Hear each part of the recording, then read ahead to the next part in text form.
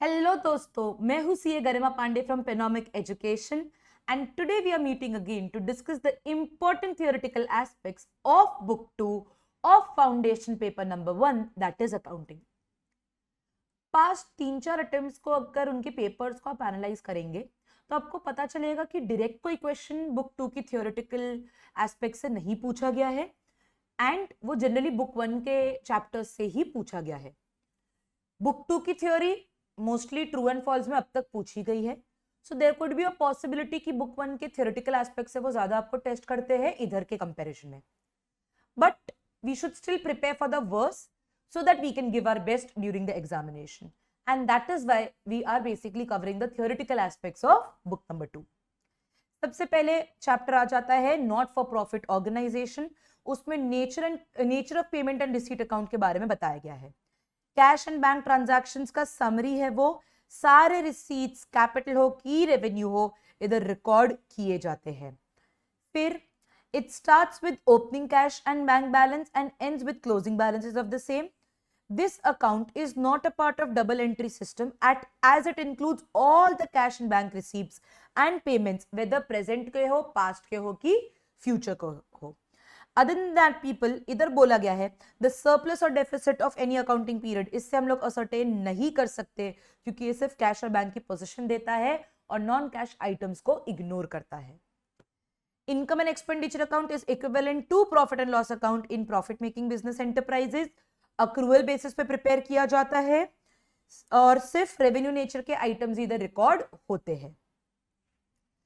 एक चीज इसमें जो ध्यान रखनी है कि अगर हमारा income side is more than expense side तो प्रॉफिट मत लिखना गलती से भी, उसको हम बोलते हैं सरप्लस, और अगर expenses are more than income तो उसे हम बोलते हैं डेफिसिट। प्रॉफिट और लॉस वर्ड यूज नहीं होगा। A very important aspect, please keep this point in mind, true and false के लिए काफी जरूरी है। Non-profit organizations registered under Section 8 of Companies Act 2013, जो Section 8 कंपनीज है कंपनीज एक्ट के, उनको INE account and balance sheet as per schedule 3 of companies act prepare करना है, ना कि एज पर दिस चैप्टर। तो इस चैप्टर में जिस तरीके से प्रैक्टिकल क्वेश्चन सॉल्व किए हैं they are not for Section 8 of the companies act. Please keep this point in mind. Features की अगर हम बात करें तो in case of income and expenditure account the revenue account is prepared at the end of accounting period to find out the surplus और deficit. Matching of expenses होता है against the revenue of that period, matching concept इधर apply होता है। Both cash and non cash transactions like depreciation is taken into consideration. सारे capital expenditures और incomes इधर से एक्सक्लूड होते हैं और वो कहां दिखते हैं? बैलेंस शीट में दिखते हैं। Only the current year's income and expenses are to be considered. Surplus और डेफिसिट को हम लोग बैलेंस शीट में कैपिटल फंड में ऐड या लेस कर देते हैं। डायरेक्ट पूछे जाने के चांसेस कम है, थोड़ा सा ट्रू एंड फॉल्स के हिसाब से ही जरूरी है। एक चीज काफी इंपॉर्टेंट जो डायरेक्ट क्वेश्चन के लिए आ सकती है that is give the distinction between receipt and payment account and income and expenditure account. अभी टेक्स्ट बुक में ये जो कॉन्सेप्ट है वो उन्होंने दिया है एक पैराग्राफ फॉर्म में। उस पैराग्राफ को हम लोगों ने बेसिकली डिफरेंशिएशन के बेसिस पे इधर से आइडेंटिफाई करके नोट करा है। सो इनको आप अच्छे से याद कर लीजिएगा ताकि अगर हमको डायरेक्ट नोट पूछा जाए explain receipt and payment account तो भी हम बता सकते हैं, इनकम एक्सपेंडिचर अकाउंट भी एक्सप्लेन करने को बोले तो भी हम लिख सकते हैं और डिफरेंसेस को भी बता सकते हैं। बैलेंस शीट की बात करें, the excess of asset over outside liabilities is known as capital fund. The members have not contributed any amount, अगर members over the period of years contribute नहीं करे हैं कोई भी पैसा तो कैपिटल फंड के बदले the better word to be used is accumulated fund instead of capital fund। तो ट्रू फॉल्स के लिए ये ध्यान में रखिएगा। कुछ इंपॉर्टेंट आइटम्स जो एनपीओ में होते हैं, डोनेशन स्पेसिफिक भी हो सकता है, जनरल भी हो सकता है। स्पेसिफिक डोनेशन जाता है बैलेंस शीट के लायबिलिटी साइड पे, कोई स्पेसिफिक पर्पस के लिए दिया गया होता है। जनरल डोनेशन जाता है बेटा इनकम एंड एक्सपेंडिचर के इनकम साइड पर। एंट्रेंस फी प्लीज ध्यान रखना, it should be capitalise if nothing is mention in the question. अगर क्वेश्चन साइलेंट है तो एंट्रेंस फी हमेशा क्या होगा? कैपिटलाइज होगा। ये चीज काफी स्टूडेंट्स को पता नहीं होती है। लेगेसी बेसिकली वो पैसा है जो किसी के मरने पर आपको मिल रहा है, उनकी विल में लिखा है कि हमारे मरने पर 10% of the property should be donated to so and so organisation. तो अगर हम एक नॉट फॉर प्रॉफिट ऑर्गेनाइजेशन और हमको ये अमाउंट मिल रहा है, so that is known as legacy. Legacy generally capital fund में ऐड होगा क्योंकि कभी कभी मिलता है. लाइफ मेंबरशिप फी वापस से ये कैपिटलाइज होगा. Endowment fund donation, endowment fund donation क्या होता है, please keep this point in mind. From true and false point of view, it is a donation received and only the income from that donation is to be used for certain specific purpose. आपको endowment fund से का जो पैसा आया उसको आप invest करोगे, invest करने पे जो आपको इनकम जनरेट हो रही है उस पे सिर्फ वो इनकम को यूज करोगे for the specific purpose. That is what we understand by endowment fund donation. इसको दिखाना कहाँ है, liability side of the balance sheet में ही दिखाना है और कुछ भी अगर खर्चा करोगे तो उस फंड से काटोगे. Treatment of sale of old newspaper and periodicals, ये आपकी इनकम की तरह ट्रीट होगा. ओल्ड फिक्स एसेट बेचा तो भाई ओल्ड फिक्स एसेट बेचकर प्रॉफिट हुआ है तो इनकम एक्सपेंडिचर में जाएगा और अगर लॉस हुआ है तो इनकम एक्सपेंडिचर के डेबिट साइड पर जाएगा. ऑनरेरियम, ऑनरेरियम क्या होता है, ये बेसिकली हमारे एम्प्लॉय नहीं है फिर भी हमारे लिए काम कर रहे हैं तो हम उनको सैलरी नहीं दे सकते, उनके हिसाब से पैसा नहीं दे सकते क्योंकि हम नॉट फॉर प्रॉफिट ऑर्गेनाइजेशन है तो अच्छी खासी सैलरी नहीं दे रहे, but because they are doing some basic work for the organisation, ऐसे सेवा भाव से काम कर रहे हैं तो हम उनको ऑनरेरियम देते हैं. So this is an expense for the not for profit organisation. इस चैप्टर में जितने भी क्वेश्चन सॉल्व करे हैं वो company schedule 3 of companies act यानी कि सेक्शन 8 कंपनीज के हिसाब से नहीं किया है, अदर देन सेक्शन 8 कंपनीज के हिसाब से बताया गया है. एजुकेशनल इंस्टीट्यूट एक पूरा टॉपिक है आउटराइटली, एक अलग से इलस्ट्रेशन भी है टेक्स्ट बुक में इसके रिगार्डिंग. उसके लिए कुछ चीजें बस रीड मार लो, that should be enough majorly कि अगर पूछा जाए तो सुना सुना रहे आपके एंड से. The educational institute which are functioning in India are mostly registered under registered as societies under Indian Societies Registration Act of 1860, and in some of the states where Public Trust Act have been passed, all the societies are registered under Indian Societies Registration Act of 1860. और साथ साथ हमको कहाँ registration करवाना है, trust act के under भी register करवाना है. तो according to the state of Maharashtra all the societies have to simultaneously, मतलब साथ साथ रजिस्टर करना है under Bombay public trust act of 1950. तो बस एक ये सुना सुना रहे, इस पॉइंट ऑफ व्यू से इसको ध्यान में रखिएगा. ऑर्गेनाइजेशनल पैटर्न जस्ट रीड मारना, पूछे जाने के चांसेस बहुत ही कम है. साइलेंट फीचर्स, भाई इधर एक चीज ध्यान में रखनी है वो अंडरलाइन कर दी already. All the educational institutions follow financial year as their accounting year. इस चैप्टर में फिर थियोरेटिकल क्वेश्चन एक ही पूछा गया है, मेक श्योर कि आप वो अपने एंड से सॉल्व करें and along with that true and false in MCQ. Now see, apart from this theory there could be a practical theoretical question that they are asking. Something as simple as कि we receive 5,000 rupees from sale of old newspapers which is recorded on debit side of receipt and payment account. It should be recorded on debit side of income expenditure account as well. True or false? तो आपको फिर accordingly answer देना है, but वो कहीं cover नहीं हो सकता है इन द थियोरेटिकल एस्पेक्ट क्योंकि वो नॉलेज बेस्ड है, अकाउंट्स का एप्लीकेशन है. सो ये जो थ्योरी इधर कवर की गई है ध्यान में रखिएगा. दिस इज कि अगर एज इट इज कोई क्वेश्चन पूछा जाए जो प्रैक्टिकल अप्रोच नहीं, जो प्रॉपर थियोरेटिकल अप्रोच है उस पॉइंट ऑफ व्यू से. Next in line we have chapter 9 that is single entry system. Single entry system में स्पेसिफिकली थोड़ी सी थ्योरी है देखने लायक, that is there is no such formal system as single entry system as accounts can only be prepared using double entry system. Single entry system को इसलिए हम लोग इनकम्प्लीट रिकॉर्ड्स या इम्प्रॉपर रिकॉर्ड्स भी बोल सकते हैं. फिर features of single entry system, ये अच्छा 4 मार्क के लिए सवाल पूछा जा सकता है अगर बुक 2 से कुछ थ्योरी पूछना हो तो. इनएक्यूरेट है, अनसाइंटिफिक है, अनसिस्टमैटिक है. हम लोग नो रिकॉर्ड ऑफ रियल और नॉमिनल अकाउंट्स मेंटेन करते हैं, सिर्फ कैश ट्रांजैक्शन और पर्सनल अकाउंट्स ही जनरली मेंटेन किए जाते हैं. कैश बुक बिजनेस और पर्सनल ट्रांजैक्शंस दोनों को मिक्सअप करके बताता है. कोई यूनिफॉर्मिटी नहीं है in maintaining the records and the system में differ from firm to firm depending on requirement and convenience of each firm. Profit under this system is only an estimate. Exact profit नहीं निकाल सकते क्योंकि जितनी भी available information है उससे हम लोग डिटरमाइन करने की कोशिश करते हैं, क्या वो एक्चुअल में सही है, जरूरी नहीं है. Same is the case with financial position since there is absence of improper balance sheet. Single entry system के टाइप्स देख लेते हैं। 3 टाइप से सिंगल एंट्री सिस्टम को मेंटेन किया जा सकता है। सबसे पहले है pure single entry. In this only personal accounts are maintained with the result of that no information is available with regards to cash balance, sales, purchase etcetera. तो भाई बहुत बेसिक सी इंफॉर्मेशन भी हमारे पास अवेलेबल नहीं होती। This method exist only on paper and has no practical application. ये pure single entry है भैया, सिर्फ एक ही चीज हमने मेंटेन कर रखी। फिर आता है simple single entry. Simple single entry में बेटा हम 2 अकाउंट्स बेसिकली मेंटेन करके रखते हैं, पर्सनल अकाउंट्स और कैश बुक मेंटेन करते हैं। हालांकि कुछ हद तक डबल एंट्री सिस्टम इसमें फॉलो होता है, but only with regards to personal accounts. बाकी अकाउंट्स को हम लोग लेजर्स में इधर आइडेंटिफाई नहीं कर सकते। कुछ भी अगर हमको पैसा मिला, पैसा दिया, तो डायरेक्टली हम लोग बिल पर नोटिंग करते हैं, ना कि प्योर डबल एंट्री सिस्टम को मेंटेन नहीं करते। फिर आता है quasi single entry. In this personal accounts, cash book and some subsidiary books are maintained.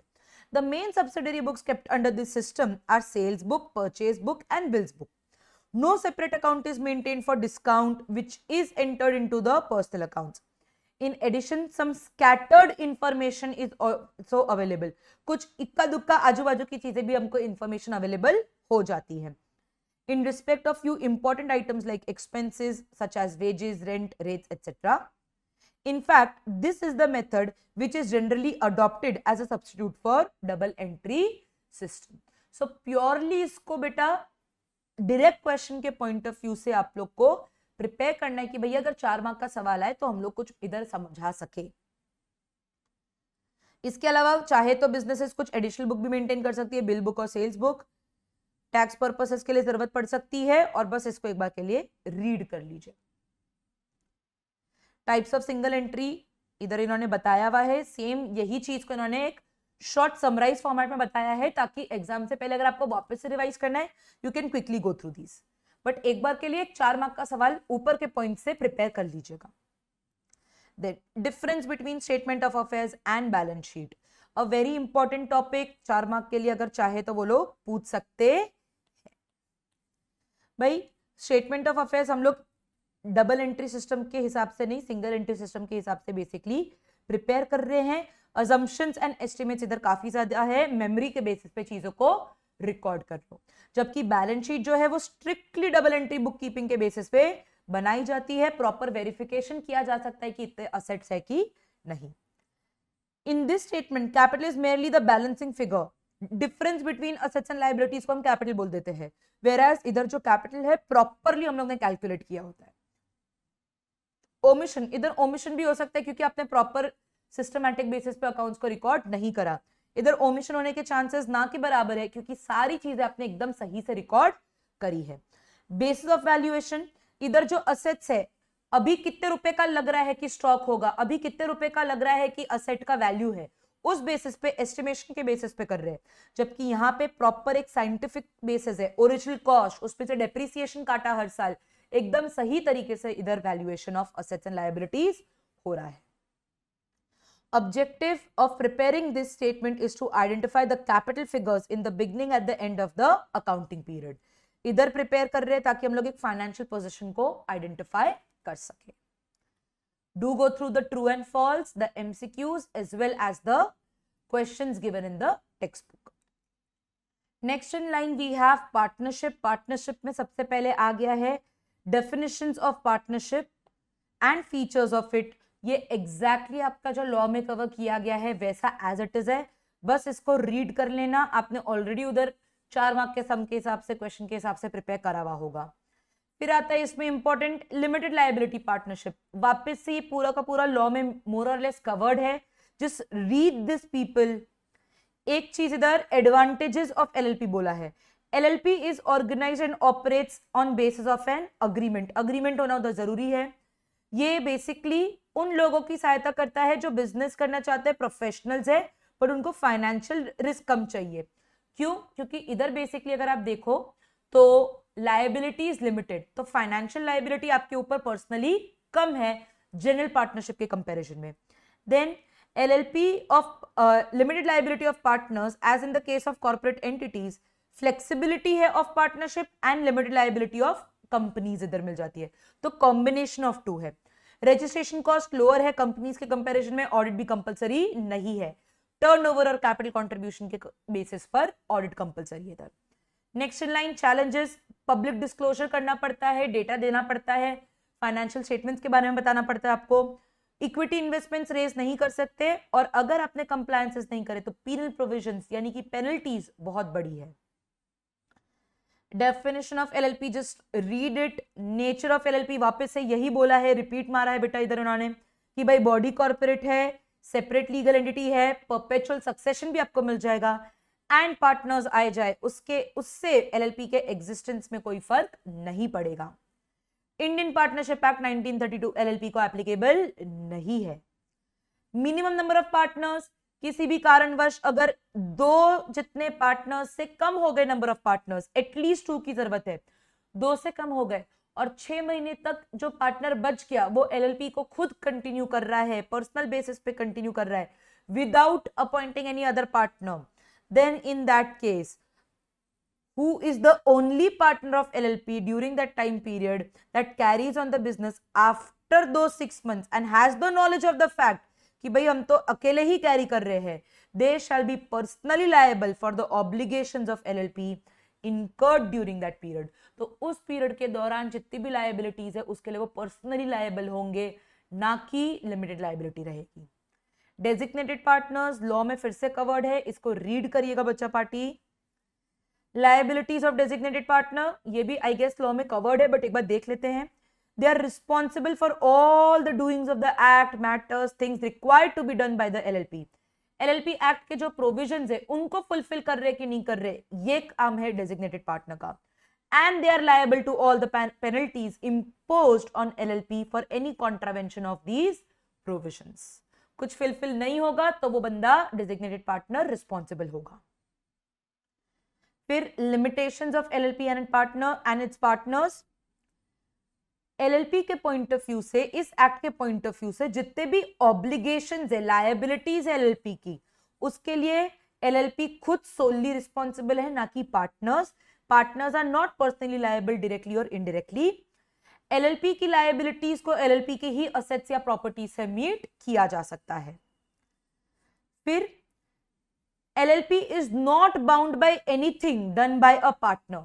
Partner ने कुछ करा तो एलएलपी उसके लिए रिस्पॉन्सिबल नहीं है. कब? जब उस पार्टनर के पास अथॉरिटी ही नहीं है वो करने की, और जिनके साथ उन्होंने काम करा उनको पता था या नहीं भी पता था तो भी एलएलपी रिस्पॉन्सिबल नहीं है, वो पार्टनर की रिस्पॉन्सिबिलिटी है अगर उसने कुछ काम करा.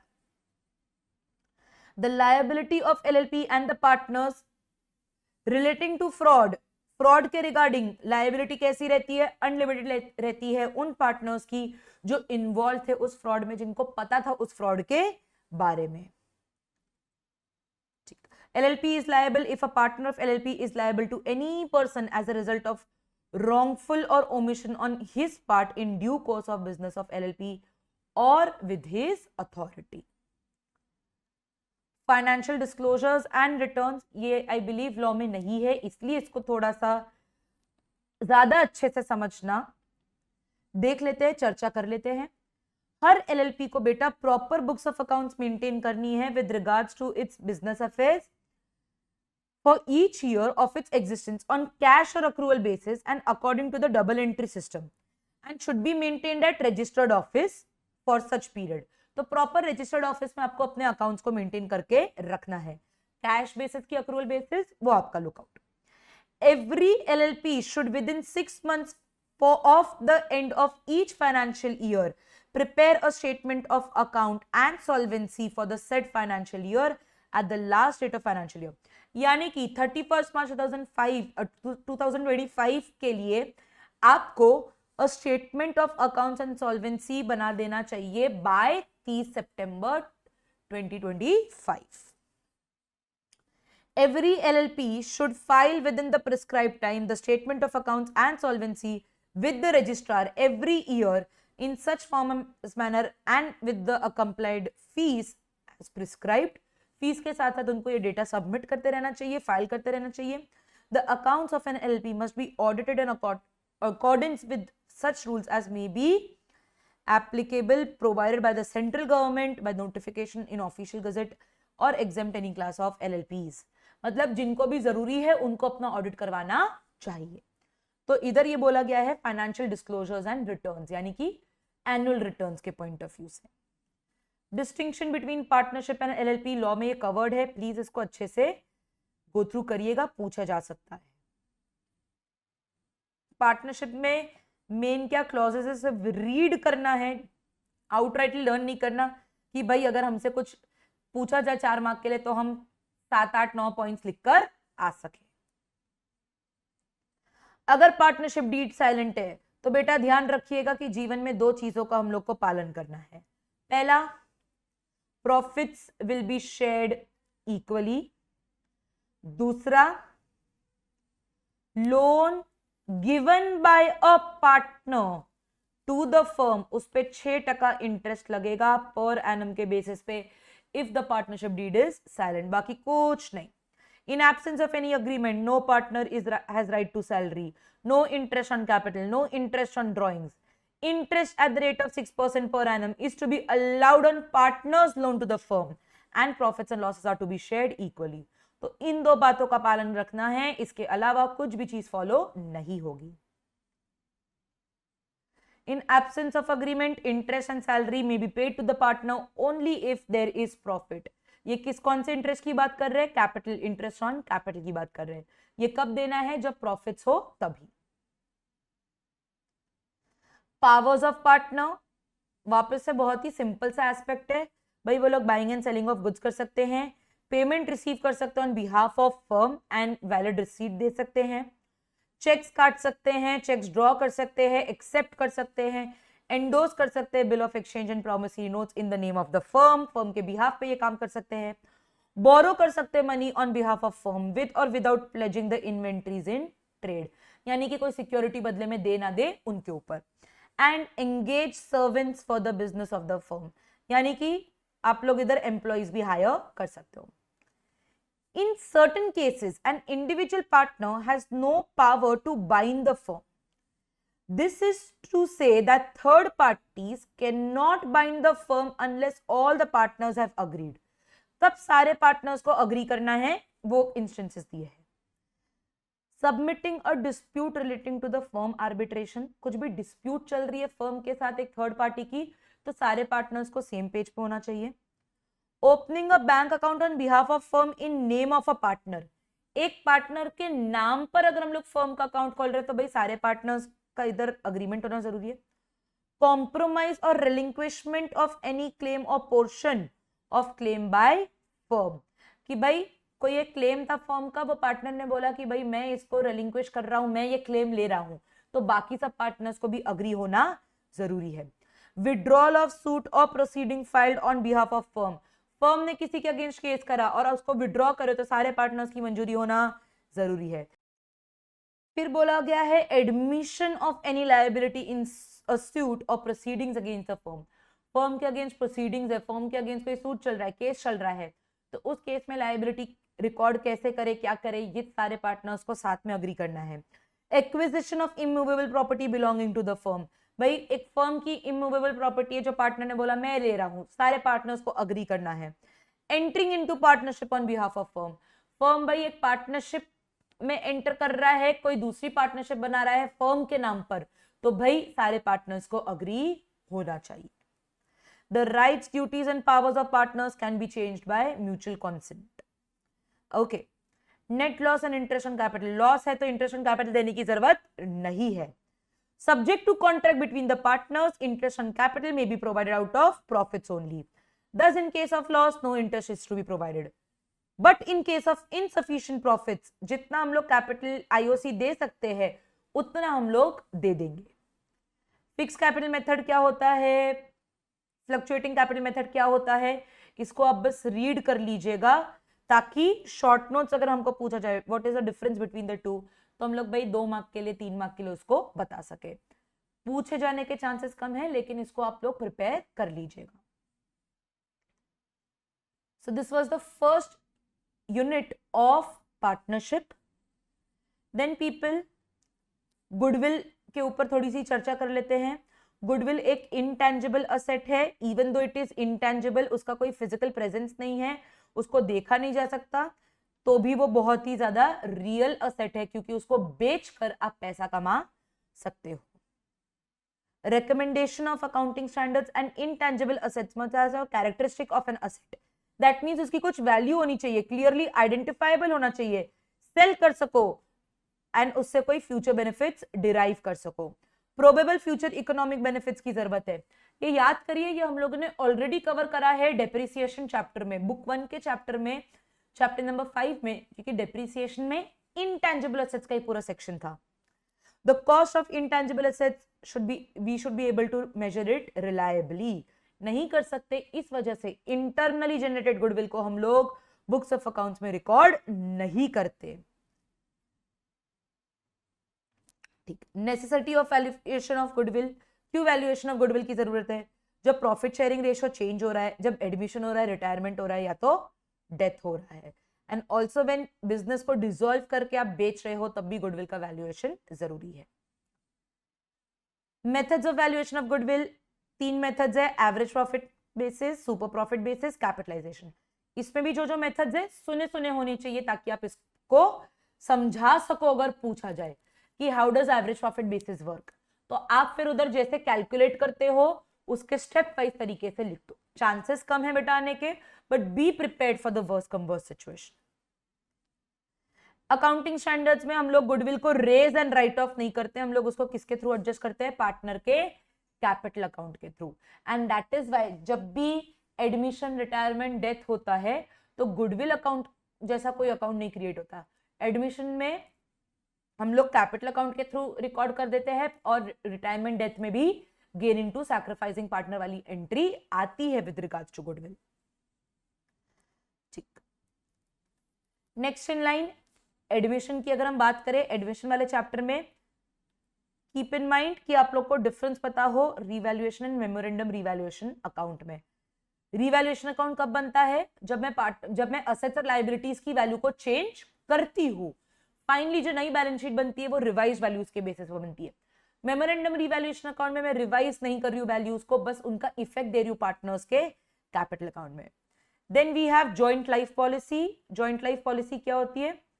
जब 2-3 पार्टनर्स है, साथ में उन्होंने एक लाइफ पॉलिसी ले रखी है कि किसी के भी मरने पर हमको पैसा मिल जाए। जॉइंट लाइफ पॉलिसी के केस में बेटा, जॉइंट लाइफ पॉलिसी के 3 तरीके से अकाउंटिंग ट्रीटमेंट्स है। अगर आपको ये अकाउंटिंग ट्रीटमेंट नहीं पता तो इसका एक अलग से वीडियो शूट हुआ है, you can refer to that video. But getting back to it, you can treat your premium as expenses, you can treat the premium as asset, and you can create a joint policy reserve account. So 3 तरीके से JLP के sums को पूछा जा सकता है। Practically देखो तो फर्स्ट और सेकेंड आने के चांसेस ज्यादा है थर्ड के कंपैरिजन में। True and false MCQs and these questions, make sure you cover it. Right of outgoing partner in certain cases to share subsequent profits. काफी अच्छा इंटरेस्टिंग एस्पेक्ट है। Section 37 of Indian partnership act क्या कहता है?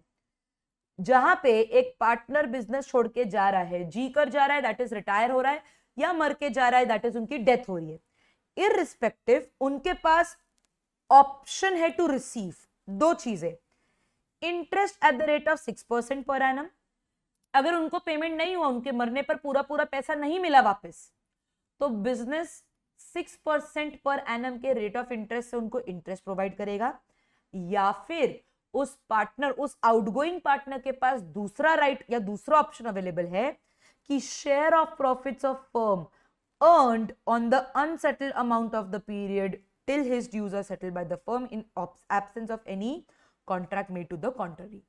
यानी कि 6% interest मिल जाएगा per annum के बेसिस पे, या फिर उसके मरने या जीकर जाने के बाद से 3 लाख रुपए का प्रॉफिट्स कमाया है बिजनेस ने।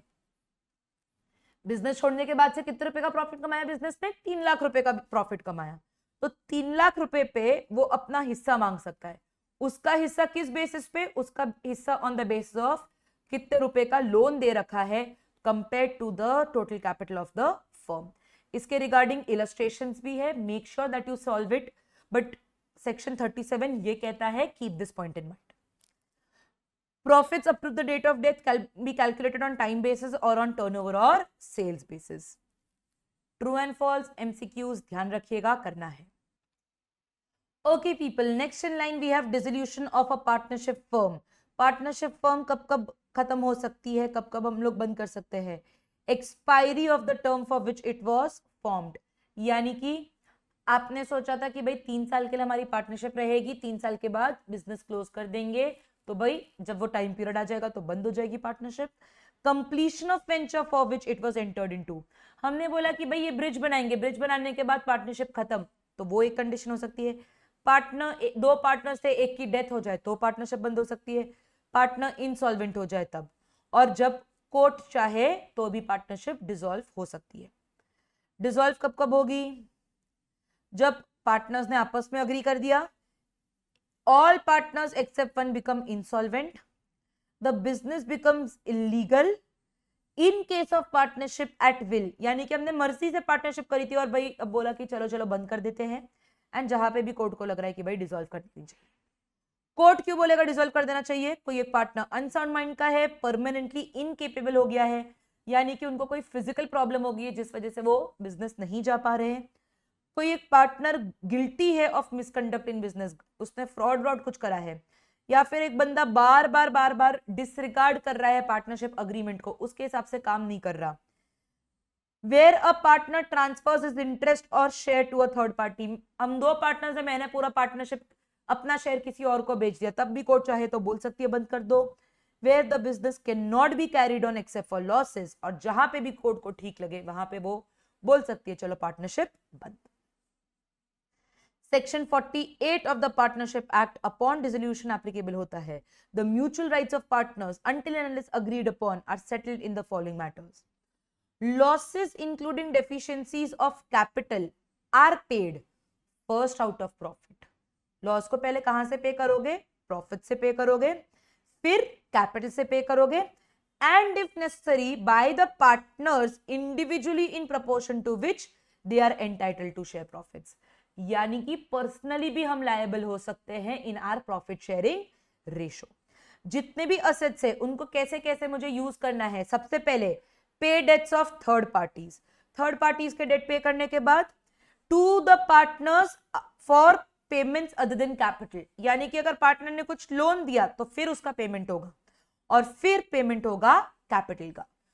सब कुछ पे हो गया, तीनों चीजें पे हो गई, उसके बाद भी पैसा बच गया, so remaining will be divided in the partner amongst the partners in proportion in which they were entitled to share profit. Then a very important difference people, what is the difference between dissolution of partnership and dissolution of partnership firm? Partnership dissolve होती है change in profit sharing ratio, admission, retirement, death, her situation में. लेकिन dissolution of partnership firm का ही मतलब कि पूरी की पूरी firm ही बंद कर दे रहे हैं, बिजनेस ही कंटिन्यू नहीं होगा.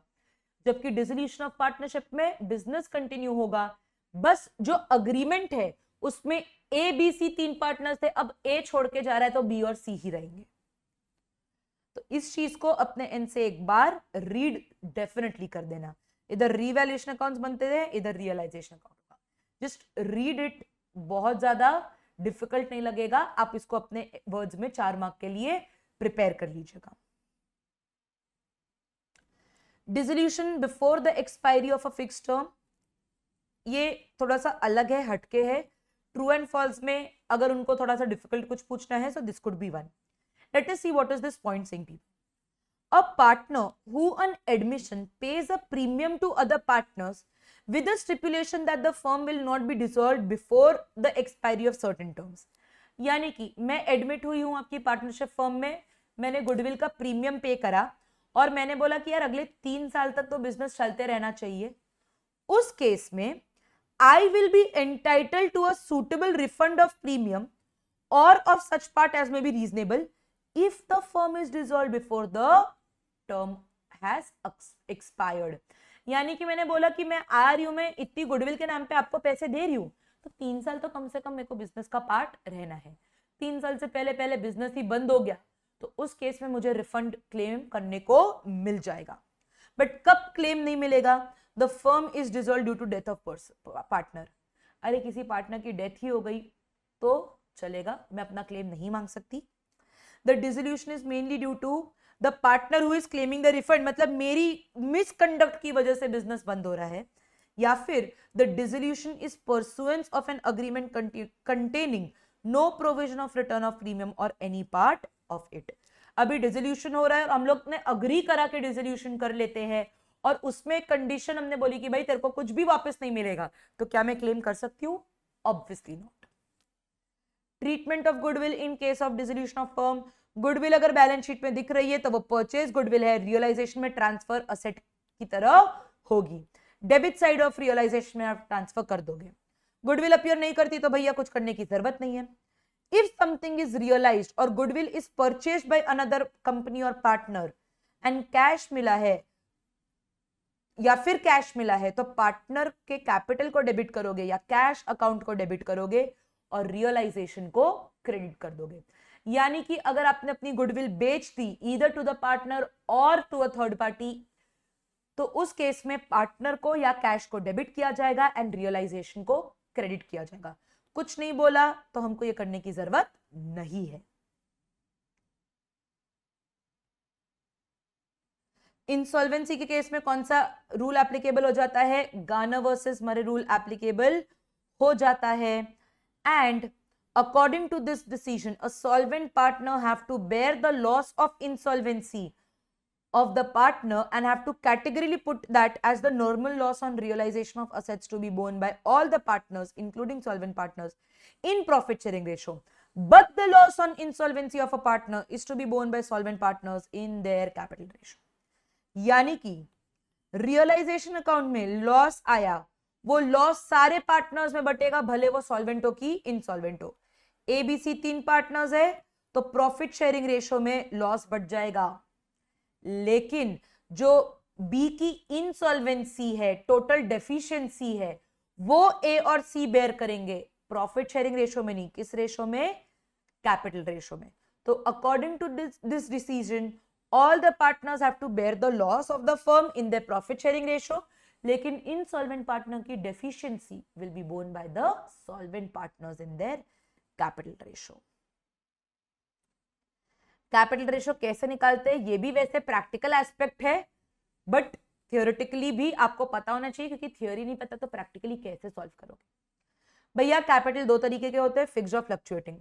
फिक्स कैपिटल है तो भाई कुछ करने की जरूरत नहीं है, फिक्स कैपिटल को ही हमको अपना बेसिक कैपिटल मानना है। If they are maintaining capitals at fixed amount, then all the adjustments regarding share of profits, interest on capital, drawings, interest on drawing, salary are to be adjusted through current accounts which may have a debit और credit balance. और हम लोग जो भी distribution करेंगे deficiency का, किस ratio में करेंगे? Fixed capital ratio. But if the capitals are not fixed, यानी कि फ्लक्चुएटिंग कैपिटल्स है, तो ये सारे एडजस्टमेंट्स कैपिटल अकाउंट में ही होगा, करंट अकाउंट जैसी कोई चीज नहीं होगी। And after all the adjustments including reserves and accumulated profits to the date of dissolution, all the drawings to the date of dissolution, interest सब रिकॉर्ड करने के बाद, but before adjusting realisation account का प्रॉफिट या loss, सारे adjustments कर दो realisation के प्रॉफिट लॉस के अलावा, उससे जो कैपिटल बैलेंस आया उस कैपिटल बैलेंस के रेशो में हम लोग चीजों को डिवाइड करते हैं। ध्यान रखना, जब फ्लक्चुएटिंग कैपिटल अकाउंट है, इन दैट केस आप कौन सा कैसे निकालते हो capital accounts? After adjusting everything except for profit और लॉस ऑन रियलाइजेशन, सारे एडजस्टमेंट्स कर दो इसके अलावा, उसके बाद जो कैपिटल का बैलेंस आया उस बेसिस पे आप लोग गार्नर वर्सेस मरे रूल को अप्लाई करोगे। अगर किसी पार्टनर का डेबिट कैपिटल बैलेंस है एंड वो इंसॉल्वेंट नहीं है, सॉल्वेंट है, बैलेंस डेबिट है लेकिन वो सॉल्वेंट पार्टनर है, तो भी he can not be called upon to bear the loss of insolvency of other partners. सिर्फ उन्हीं पार्टनर्स को हम लोग इंसॉल्वेंसी बेयर करने को बोलेंगे जिनका क्रेडिट कैपिटल बैलेंस है। सारे पार्टनर्स इंसॉल्वेंट होते हैं तब हम लोग को क्या करना पड़ता है? Deficiency account, creditors account. तो ये बस उसको थियोरेटिकली बताया है, याद है तो इसको वापस से पढ़ने की जरूरत नहीं है। पीस मील पेमेंट, पीस मील का मतलब कि असेट्स को हम लोग एक एक करके बेच रहे हैं, एक साथ सारे नहीं बेच रहे, तो ग्रेजुअली मुझे उनसे पैसा आ रहा है, that is what we understand by piecemeal dissolution. और जैसे जैसे पैसा आ रहा है वैसे वैसे हम लोग उसका ट्रीटमेंट कर डाल रहे हैं। इसमें दो मेथड्स है, maximum loss method and highest relative capital method. Just read these 2 points. Winding up of LLP, भैया एलएलपी को भी वाइंड अप किया जा सकता है वॉलंटरीली, या फिर भाई कोर्ट ने ही आपको बोल दिया भैया बंद कर दो। वाइंडिंग अप में बी इनिशिएटेड बाय ट्रिब्यूनल। कब कोर्ट बोलेगा? जब एलएलपी ही चाहता है कि भाई हम लोग बंद हो जाए। क्यों? क्योंकि एलएलपी एक लीगल बॉडी है और लीगल बॉडी का क्लोजर अपने विल से आउटराइटली नहीं कर सकते, आपको प्रॉपर प्रोसीजर्स करना पड़ेगा।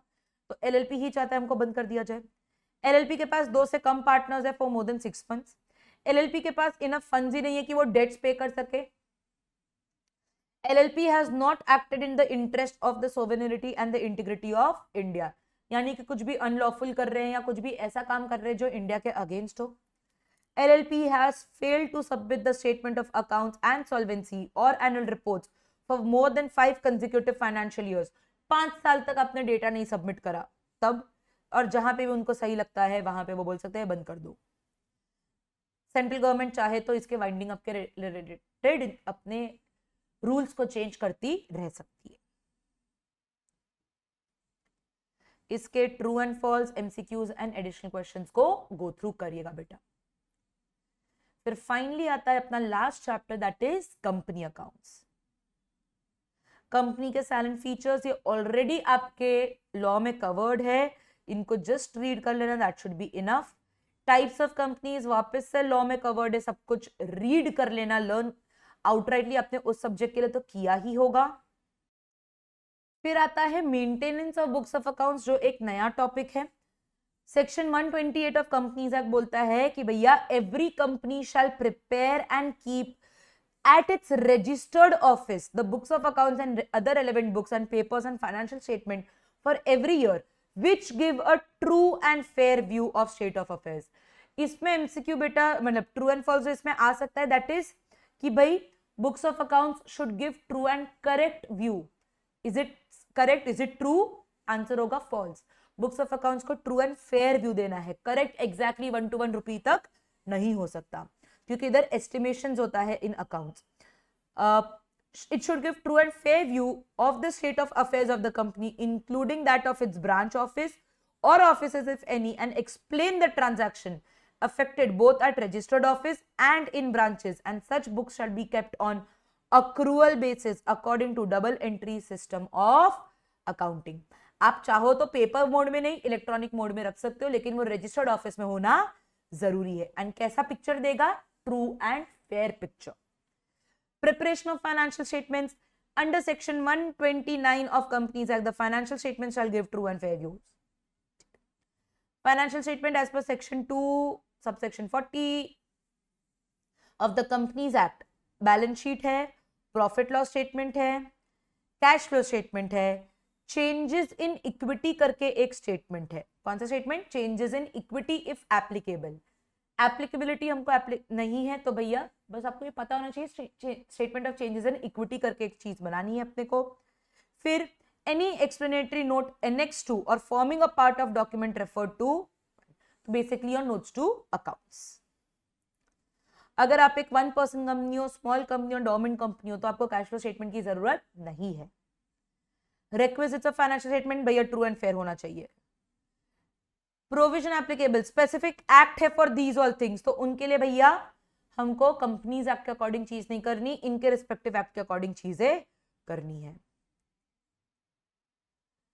देखो जो कंपनीज एक्ट है उसमें 3 अलग अलग टाइप की ऑर्गेनाइजेशंस है, division 1, division 2, division 3।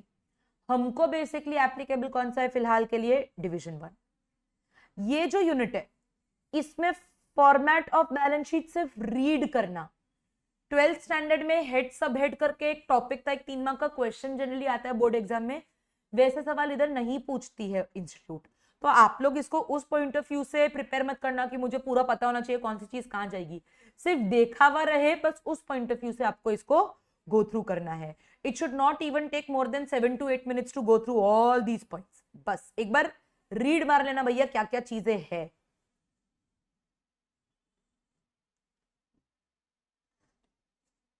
True false, MCQ and additional questions को देख लीजिएगा। फिर डिफरेंस आ गया है एक तरीके से between sole proprietorship, companies and partnership, इसको अच्छे से एक बार कर लेना। देन आता है अपना unit 2 of companies chapter. Unit 2 में बात की गई है शेयर कैपिटल की। शेयर क्या है? Share basically the capital of the company is divided into smaller indivisible units and every unit is called share. Smallest unit of capital is share. Issue price of share यानी कि कितने रुपए में हम share को देने में रेडी है। फिर the issue price need not be equivalent to market price of the share. Market price हो सकता है कि 15 रुपए हो, 20 रुपए हो, 1500 रुपए हो, बट उसका इशू प्राइस 10 रुपए ही होगा। The total capital of the company is divided into shares. The capital of the company is called share capital. At the time of issue of shares, every company needs to follow SEBI की guidelines. Share capital को कैसे कैसे break कर सकते हैं? सबसे पहले आता है ऑथराइज कैपिटल या नॉमिनल कैपिटल। इसको हम लोग रजिस्टर्ड कैपिटल भी बोलते हैं। ये वो कैपिटल है जो मेमोरेंडम ऑफ एसोसिएशन में आपने मेंशन किया है, एंड इससे ज्यादा का कैपिटल हम रेज नहीं कर सकते। अगर करना है तो मेमोरेंडम ऑफ एसोसिएशन का आपको अमेंड करवाना। देन आता है इशूड कैपिटल। इशूड कैपिटल वो कैपिटल है जो पैसा पब्लिक से मंगवा रहे हो। जरूरी नहीं है कि that should be equivalent to the authorised capital. Issued capital cash के नाम पर भी आ सकता है, for consideration other than cash भी मिल सकता है। जितना पैसा नहीं मिला उसको हम बोलते हैं अनइशूड कैपिटल। सिर्फ सुना सुना हो तो भाई आपको पूछा जाए तो आप लिख सको, बस इस हिसाब से ही आपको प्रिपेयर करना है। Subscribe capital. सब्सक्राइब कैपिटल क्या होता है? सब्सक्राइब कैपिटल वो कैपिटल है जो पब्लिक ने बोला कि हम लेने में इंटरेस्टेड है। It is part of issued capital which is subscribe by the public, that is applied by the public and allotted by the company for consideration other than cash. वालों को भी इसमें इंक्लूड कर देते हैं। कॉल्ड अप कैपिटल 10 रुपए का share है, 10 में से आपने 2 और 3 रुपए मंगा दिए और 2 रुपए और मंगा दिए, तो इन टोटल कॉल्ड अप कितना हो गया पर यूनिट? अगर मैं देखूं तो इधर 7 रुपए मेरा कॉल्ड अप है, बाकी क्या है? 3 रुपए अनकॉल्ड कैपिटल है। फिर paid up share capital. Paid up share capital क्या होता है? It is that portion of called up capital which is paid up by the share holders. जितना पैसा दे दिया है that is paid up capital. जो पैसा नहीं आया उसको हम लोग अनपेड कॉल्स बोलते हैं या फिर कॉल्स इन अरियर्स बोलते हैं। ऑलरेडी ये चीज जब आपने बैलेंस शीट सीखी थी ऑफ अ कंपनी, जब शेयर कैपिटल चैप्टर में बैलेंस शीट वाले क्वेश्चंस आपने सॉल्व किए थे, तब ये चीजों का आपको समझाया गया होगा। Calls in advance that portion of capital जो अभी तक मंगवाया नहीं था लेकिन आ गया। रिजर्व शेयर कैपिटल अलग पॉइंट है, हटके पॉइंट है, बस पता होना चाहिए। A company decides by passing a resolution that a certain portion of subscribed uncalled capital shall not be called upon. कभी भी जीवन में नहीं मंगाएंगे except in the event of winding up. यानी कि जब कंपनी बंद हो रही है सिर्फ तभी मैं वो पैसा मंगाऊंगी, उसके अलावा वो पोर्शन कभी भी मंगाने नहीं वाली। यानी कि 10 रुपए का शेयर है, मैंने बोला मैं जीवन काल में 7 रुपए मंगाऊंगी, 3 रुपए नहीं मंगाऊंगी, लेकिन 3 रुपए कब मंगाऊंगी? Only at the time of winding up of the company. तो वो उसको क्या बोलेंगे हम लोग? Reserve share capital. It is reserve for future. Reserve capital is different from capital reserve. Capital reserve reserve and surplus का पार्ट है।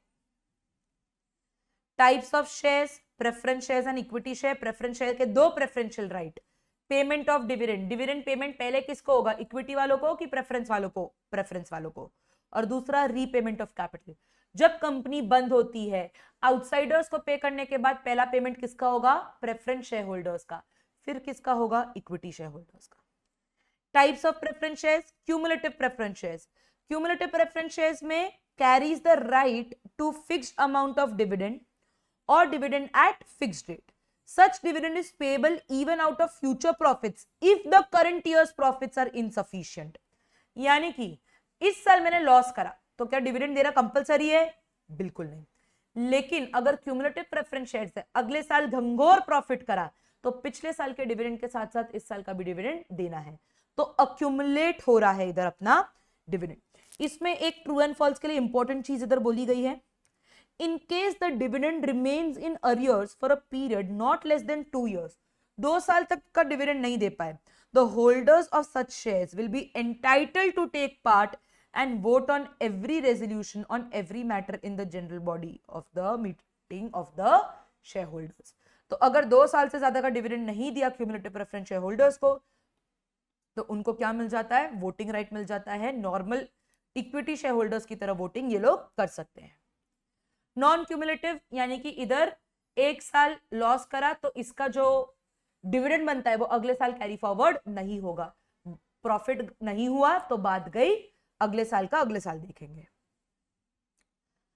Participating preference shares notwithstanding the right to dividend, dividend के अलावा, dividend का ऊपर हमने point देखा, उसके अलावा this category of preference shares confers on the holder the right to participate in surplus profit if any after the equity shareholders have been paid the dividend at a stipulated rate। यानी कि इस साल आपने profit कमाया, profit से आपने dividend दे दिया preference वालों को भी, इक्विटी वालों को भी, फिर भी प्रॉफिट बच गया, तो कंपनी चाहे तो इनको पार्टिसिपेट करवा सकती है, यानी कि रिमेनिंग प्रॉफिट से थोड़ा सा और पैसा दे सकती है। इनका फिक्स डिविडेंड इनको मिलेगा ही, उसके ओवर एंड अबव भी थोड़ा डिविडेंड मिल सकता है।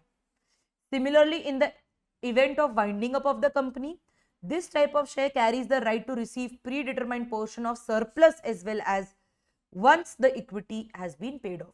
इनको इनका कैपिटल तो मिल ही जाएगा, इनके कैपिटल के अलावा कुछ पोर्शन ऑफ पैसा जो बच गया है, एक्सेस बच गया after the equity share holders have been paid, तो उसका एक पोर्शन भी ये लोग पार्टिसिपेट कर सकते हैं। नॉन पार्टिसिपेटिंग एज मेंशन, इनको सिर्फ डिविडेंड मिलेगा फिक्स रेट से और कुछ एडिशनल नहीं मिलेगा। रिडीमेबल प्रेफरेंस शेयर्स, रिडीम करना मतलब कि इनका टाइम पीरियड है। So these are the shares of the company which have to be repaid after the fix period of years और earlier as per company's discretion. Section 55 applicable है, पूरा pure एक chapter ही है ये तो outrightly. Non redeemable preference shares जो life long चलते रहेंगे, इस पे कोई रिडेम्पशन की डेट या टाइम पीरियड नहीं है।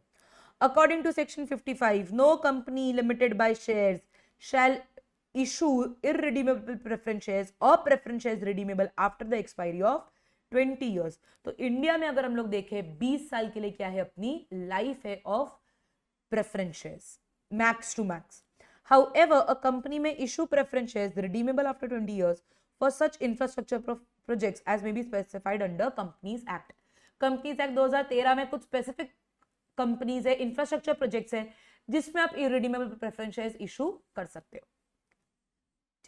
कन्वर्टेबल प्रेफरेंस शेयर्स यानी कि कन्वर्ट हो सकते हैं किसमें? इक्विटी में। ऑप्शन है कि भैया they can be converted. Non convertible में इनको रीपेमेंट ही होगा, they can't be converted into equity. Equity को देखो क्या प्यार से डिफाइन करा है, these are those shares which are not preference shares. जो प्रेफरेंस शेयर्स नहीं वो इक्विटी है। They can be issued for cash और for consideration other than cash.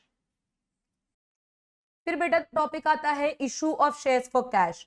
In case of private company हम लोग प्राइवेट प्लेसमेंट पर भरोसा रखते हैं, दैट इज इंडिविजुअल से पैसा मांगते हैं।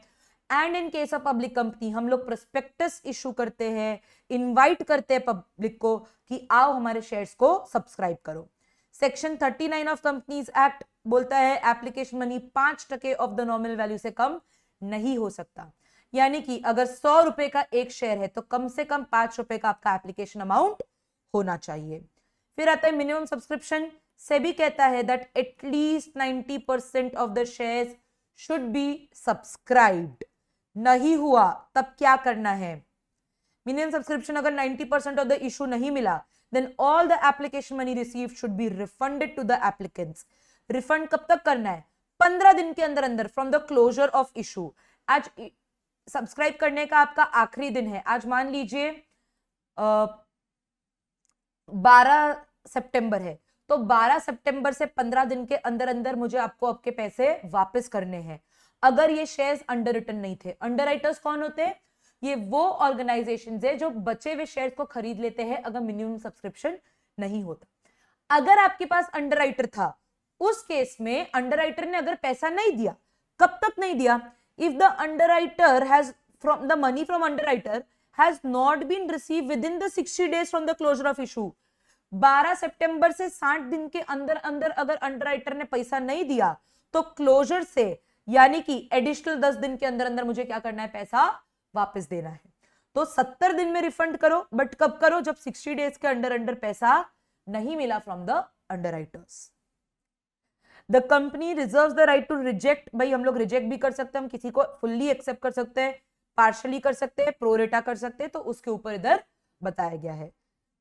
अब इधर एक इंपॉर्टेंट एस्पेक्ट जो ध्यान में रखना है, सेक्शन 39 ऑफ कंपनीज एक्ट बोलता है एटलीस्ट 5% होना चाहिए एप्लीकेशन मनी, लेकिन सेबी कहता है एप्लीकेशन मनी मिनिमम कितना होना चाहिए? 25% ऑफ द इशू प्राइस होना चाहिए। According to section 24 of companies act, matters relating to issue and transfer of securities should be administered by SEBI and not by company law board. तो इससे यह पता चला कि भले कंपनीज एक्ट बोले 5% एटलीस्ट, लेकिन एप्लीकेबल किसकी लिमिट हो जाएगी? सेबी की, और सेबी बोलता है कम से कम कितना टका होना चाहिए? 25%। तो अगर 100 रुपए का शेयर है, एप्लीकेशन अमाउंट एटलीस्ट कितना होना चाहिए? 25 रुपीज होना चाहिए। इंस्टॉलमेंट्स कैसे मंगाते हैं, उनको क्या बोलते हैं वो बोला है। कभी कभी क्वेश्चन में इंडिकेट करा है, तभी we can combine these two. Sometimes separate application and allotment accounts are not to be prepared and entries relating to the two are passed through a combined account, but only when they specify that in the question. Paper check करते वक्त कभी कभी देखा गया कि इससे जब questions आ रहे तो स्टूडेंट्स इसको कंबाइन करके लिख रहे हैं। आपको नहीं बोला तब तक डोंट कंबाइन इट गाइस। क्या शेयर्स इशू पे डिस्काउंट पे इशू किए जा सकते हैं कंपनी के? The shares are regarded to be issued at discount if the issue is less than the nominal value. ठीक है? According to section 53, company cannot issue shares at discount except in case of issue of sweat equity shares. जो हम लोग directors and employees को देते हैं। Sweat equity नाम से ही पता चल रहा है, खून पसीने की मेहनत है, तो भाई ये डिस्काउंट पे दिया जा सकता है। Any issue of shares at discount shall be considered to be void. Premium पे हालांकि आप डेफिनेटली कर सकते हो, लेकिन जब आप प्रीमियम मंगवा रहे हो तो भैया सिक्योरिटीज प्रीमियम अकाउंट बनेगा, और सिक्योरिटीज प्रीमियम के 5 यूजेस रट लेना, याद रखना, हर चैप्टर में काम आएगा। सबसे पहले, towards issue of unissued shares of the company to be issued to the members as fully paid bonus securities. तो फुल्ली पेड बोनस शेयर्स के लिए यूज आ सकता है।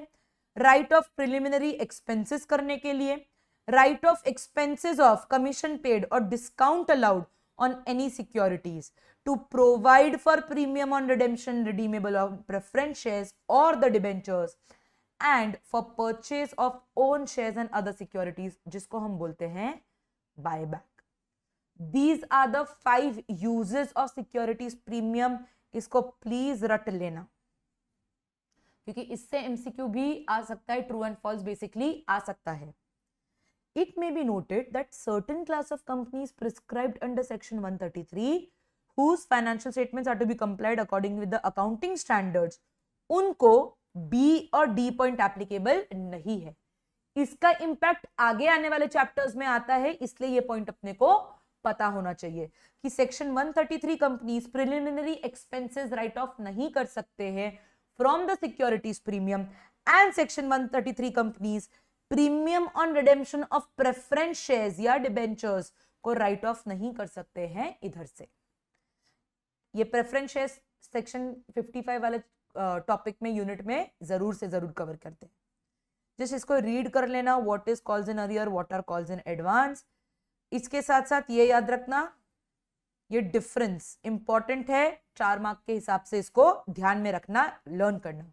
कॉल्स इन एरियर पे कितना इंटरेस्ट है as per table F? 10%। Calls in advance में कितना इंटरेस्ट है? 12%। प्रोरेटा के केस में जितना भी एक्सेस मनी रिसीव होता है एप्लीकेशन के टाइम पर, पहले किसके टूवर्ड्स एडजस्ट करोगे? अलॉटमेंट के कैपिटल के टूवर्ड्स करोगे, फिर अलॉटमेंट के प्रीमियम के towards.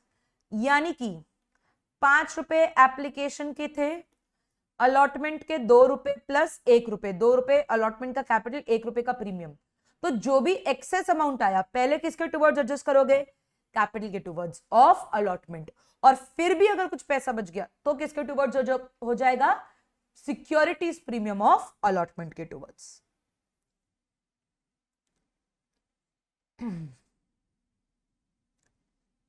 A forfeited share is merely a share, इधर फोर फीचर को डिफाइन किया गया है। तो इसको बस गो थ्रू कर लेना, रीड मार लेना, क्योंकि आगे जाके एक थ्योरी क्वेश्चन है कि what is four feature of share, तो बस उसको आंसर दे सके इसलिए ये पैराग्राफ डाला गया है। आने के चांसेस मेरे हिसाब से फिलहाल तो कम लग रहे हैं, अनटिल एंड अनलेस इंस्टीट्यूट कुछ गुगली फेंके। सबसे पहले loss on reissue should not exceed the forfeited amount. जितना अमाउंट फोर फीचर में पड़ा है क्या उससे ज्यादा का मैं डिस्काउंट दे सकती हूँ रीइश्यू के टाइम पर? Not allowed. तो ये भाई आपको पता ही है, अगर डिस्काउंट कम है then the forfeiture amount, तो जो भी सरप्लस है कहां ट्रांसफर होता है? कैपिटल रिजर्व में होता है। The amount forfeited on shares not yet reissued should be shown under the heading share capital, क्योंकि वो कहां पड़ा होगा? शेयर फोर फीचर में ही पड़ा होगा अगर आपने री इशू नहीं करा, और वो किसका सब हेड है? शेयर कैपिटल का ही सब हेड है। When only a portion of forfeited shares are reissued, then the profit made on reissue of such shares should be transferred to capital reserve. वापस से वही चीज को इधर इन्होंने बता दिया है अलग भाषा में। When the shares are reissued at loss, the loss should be debited to share forfeiture account. आता है, हमें पता है, हमें यही करते आए हैं हम। If the shares are reissued at a price which is more than the face value, अगर ज्यादा 10 रुपए का शेयर 12 रुपए में भी रीइश्यू कर रहे हो, तो जो 2 रुपए एक्स्ट्रा है वो क्या है आपके लिए? सिक्योरिटीज प्रीमियम है। When the reissued amount and the forfeited amount exceeds the face value of the reissued share, it is not necessary to transfer the amount to securities premium. ये घुमा फिरा के बेटा एक ही चीज बोल रहे हैं इधर 7th पॉइंट में, दैट इज मैंने शेयर फोरफिट करा था 5 रुपए, मुझे मिल चुके थे 10 रुपए का शेयर था। 5 को चलो हम लोग 6 कर देते हैं। मुझे एक शेयर पे कितने रुपए मिल चुके थे? 6 रुपए मिल चुके थे। मैंने इस शेयर को री इशू करा, मैंने इसको री इशू करा है 7 रुपए में। तो अगर मैं देखूं 6 रुपए ऑलरेडी मिल चुके थे और री इशू कितने में करा? 7 रुपए में। टोटल कितना मिला? 13 रुपए मिल गया है। फोर फीचर के टाइम पे 6 रुपए मिल गए थे और 7 रुपए कब मिले मुझे? री इशू के टाइम पर। तो टोटल 13 रुपए मिले। ये फेस वैल्यू से ज्यादा है, तो क्या मैं 3 रुपए को प्रीमियम बोल सकती हूँ? बिल्कुल नहीं। क्यों नहीं? क्योंकि 10 रुपए का शेयर आपने री इशू कितने में करा है? 7 रुपए में। तो लॉस कितना है आपका? भी डिस्काउंट कितना है अभी आपका? 3 रुपए का डिस्काउंट है फोर फीचर के टाइम पर। तो वो प्रीमियम नहीं बोलोगे, वो आप कहां से उड़ाओगे? इस फोर फीचर के अकाउंट से उड़ाओगे। तो इसी चीज को घुमा फिरा के इन्होंने इधर मेंशन करा है। अपने इनसे ये चीज डेफिनेटली कवर करिएगा। Features of debentures. डिबेंचर्स एक डॉक्यूमेंट है कि भैया कंपनी ने लोन लिया है, फिक्स्ड इंटरेस्ट बेयरिंग सिक्योरिटी है और इंटरेस्ट स्पेसिफिक डेट्स को देना पड़ता है। Interest is payable at predetermined fixed date regardless of level of profit. Profit कितना है फर्क नहीं पड़ता। Original sum is repaid on a specified future date और it is converted into shares, यानी कि कन्वर्टेबल भी हो सकते हैं। इट मे और may not create charge on asset. Asset अगर आपने रीपे नहीं करा डिबेंचर होल्डर्स को, तो हो सकता है कि आपको अपना कोई स्पेसिफिक असेट देना पड़े अगर चार्ज ऑन असेट क्रिएटेड है। It can generally be bought और sold on stock exchanges at a price above और below the face value. Distinction between the two, इसको प्लीज अच्छे से कवर अपने इनसे करिएगा। टाइप्स ऑफ डिबेंचर्स सिक्योरिटी के बेसिस पे, secured and unsecured. Secured debentures basically जिनके अगेंस्ट कोई चार्ज ऑन असेट क्रिएट हुआ है। अनसिक्योर्ड या नेकेड डिबेंचर्स, ये वो डिबेंचर्स है जिनके अगेंस्ट कोई चार्ज ऑन असेट क्रिएट नहीं हुआ है। कन्वर्टिबिलिटी, कन्वर्टेबल डिबेंचर्स वो डिबेंचर्स है जो इक्विटी में कन्वर्ट हो सकते हैं। Non convertible can not be converted into equity, इनको रीपे करना ही जरूरी है। Permanence, redeemable, irredeemable. Redeemable debentures are basically those debentures जिनकी एक लाइफ है। इरिडीमेबल, लाइफ लॉन्ग आप इसको रख सकते हो, सिर्फ लिक्विडेशन ऑफ कंपनी के टाइम पर रीपे करना है। नेगोशिएबिलिटी, रजिस्टर्ड एंड बेयरर डिबेंचर। इसका मतलब रजिस्टर्ड डिबेंचर का पैसा उसी इंसान को मिलेगा जिसका नाम लिखा हुआ है, जिसका एड्रेस और पर्टिकुलर डिटेल्स हमारे पास अवेलेबल है। These are the debentures payable to registered holder in whose name, address and particulars of holding is recorded in the register of debenture holder. They are not easily transferable. Whereas in case of bearer debentures, जिसके पास भी वो debenture है उसको उसका interest मिल जाएगा। These debentures are transferable by delivery. सिर्फ मैंने आपको डिबेंचर का पर्चा पकड़ा दिया तो आपके हो गए वो debentures. These are negotiable instrument payable to the bearer. No kind of record is kept by the company in their respect of the holders of the debentures. Therefore, the interest on it is paid to the debenture irrespective of the identity. No transfer deed is required to transfer such debentures. और priority के basis पे first mortgage and second mortgage debentures ये सबसे पहले repay किए जाएंगे. तो सारे रीपेमेंट्स में सबसे पहले फर्स्ट मॉर्गेज डिबेंचर्स को रीपे करोगे और फिर आते हैं आपके सेकंड मॉर्गेज डिबेंचर्स. फर्स्ट को एक बार पेमेंट हो गई, फिर भी पैसा बचा है कंपनी के पास, तब जाके सेकंड मॉर्गेज डिबेंचर को पैसा मिलेगा. डिबेंचर्स में भी जो प्रीमियम आप लेते हो वो कहां जाएगा? सिक्योरिटीज प्रीमियम में जाएगा. और सिक्योरिटीज प्रीमियम के वही यूजेस है जो पहले सीखे हमने. Discount on issue of debentures, loss on issue of debentures, it is considered as incremental interest expense. The true expense net of borrowing cost for a particular accounting period is therefore the total interest payment plus the discount amortized. इसलिए ध्यान रखना कि chapter के and में कुछ illustrations है जहां पे हर साल हम लोग कितना डिस्काउंट राइट ऑफ करेंगे उसके ऊपर एंट्री आपको बताई गई है. Loss on issue of debenture, discount on issue of debentures को कैसे हम लोग राइट ऑफ करेंगे. तो ओवर द पीरियड हम लोग उसको अमोटाइज करते हैं because of this fact. Issue of debentures as collateral security. Collateral security के नाम पर भी आप डिबेंचर्स को इशू कर सकते हो. What is collateral security? Secondary और सपोर्टिंग सिक्योरिटी. प्राइमरी सिक्योरिटी तो देते ही हो, उसके ओवर एंड अबव आपने एक सेकेंडरी सिक्योरिटी दे रखी है. In such cases, the holder of debentures is entitled to interest only on the amount of loan, but not on the debentures. In debentures पे आपको इंटरेस्ट नहीं मिलेगा. जो होल्डर ऑफ दीज डिबेंचर्स है, आपने bank से लोन लिया तो बैंक पे आपको कितना टका लोन देना है? जितना बैंक से डिस्कस हुआ है. इन डिबेंचर्स पे आपको इंटरेस्ट देने की जरूरत नहीं है. Sometimes the companies issue their own debentures as collateral security for loan or on fluctuating overdraft. When the loan is repaid on due date, the debentures at once are released with the main security. In case the company cannot repay its loan and the interest thereon on the due date, the lender becomes the debenture holder who can exercise all the rights of the debenture holder. Interest on debentures, इस पे TDS applicable है as per the Income Tax Act. ये पता होना चाहिए. फिर आता है छोटा सा एक बहुत ही प्यारा सा unit, fourth unit of companies accounts, जिसमें है बेसिकली आपका बोनस एंड राइट. बोनस क्या होता है? बेसिकली कैपिटलाइजेशन ऑफ प्रॉफिट भी कहते हो, क्योंकि आप प्रॉफिट्स को कन्वर्ट कर देते हो into capital. That is why it is known as capitalisation of profits. किन प्रॉफिट्स को हम कैपिटलाइज करते हैं? Which would otherwise have been available for distribution of dividend by amongst the members. Provisions of Companies Act, Section 63 of Companies Act deals with the issue of bonus shares.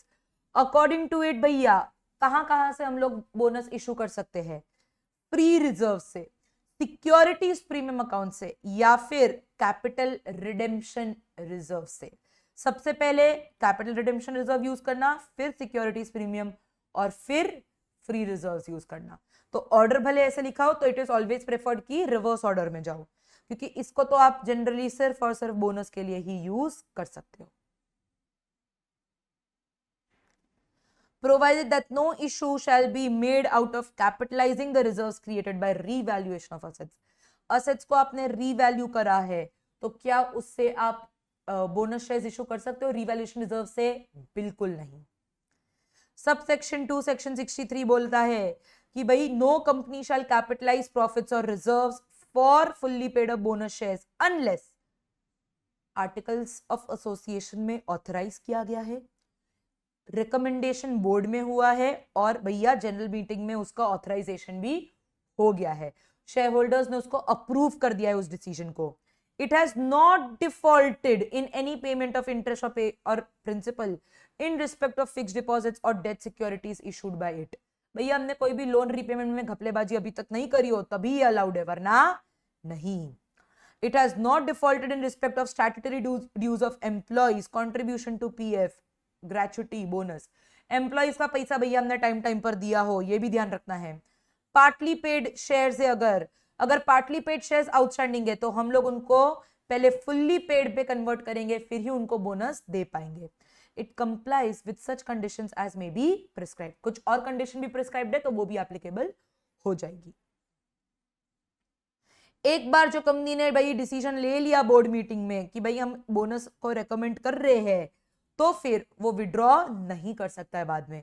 एक बार बोल दिया board meeting में, सोचा ऐसा करेंगे, फिर बोले कि नहीं नहीं नहीं करेंगे, तो दैट इज नॉट अलाउड. भैया बोनस शेयर्स को आप डिविडेंड के नाम पर नहीं इशू कर सकते. Bonus shares purely bonus shares ही है.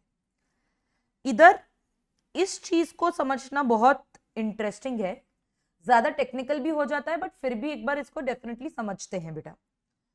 On a combined reading of both the provisions, it can be said that free reserve may be used for paying the amounts on unpaid shares held by the existing shareholders, though securities premium and capital redemption reserve cannot be used. इसका मतलब, मान लीजिए मेरे पास 100 equity shares है of 10 each, जिसमें 8 रुपए आए अभी तक. 10 रुपए का एक शेयर है, मैंने अभी तक कितना मंगाया है? 8 रुपए. क्या मैं इस केस में नॉर्मली बोनस शेयर्स इशू कर सकती हूँ? No. Why? Because bonus shares can only be issued जब remaining shares fully paid up.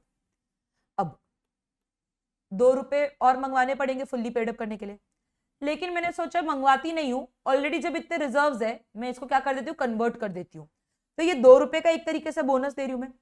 ये जो बोनस एडिशनली 2 रुपए का दे रही हूँ ऑन 100 शेयर्स, यानी कि 200 रुपए का ये जो कलेक्शन करना है मुझे, इधर ये जो 200 रुपए मुझको देने हैं, क्या इनके लिए हम लोग फ्री रिजर्व यूज कर सकते हैं? हाँ, इसके लिए फ्री रिजर्व आप यूज कर सकते हो. दो securities premium and CRR can not be used for this 200 रुपए का बोनस. और ये कौन सा 200 रुपए का बोनस है? Which is for unpaid amount of shares held by existing share holders. तो इधर ये जो 2 रुपए वाला बोनस है, इसके लिए मैं फ्री रिजर्व यूज कर सकती हूँ, इसके लिए मैं सीआरआर और सिक्योरिटीज प्रीमियम को यूज नहीं कर सकती. फिर ये करने के बाद 100 शेयर्स में मैंने बोला कि भाई 100 शेयर्स और दूंगी 10 रुपए के, तो 1000 रुपए का जो बोनस है, इसको मैं सीआरआर से भी दे सकती हूं, सिक्योरिटीज प्रीमियम से भी दे सकती हूं, और फ्री रिजर्व से भी दे सकती हूं.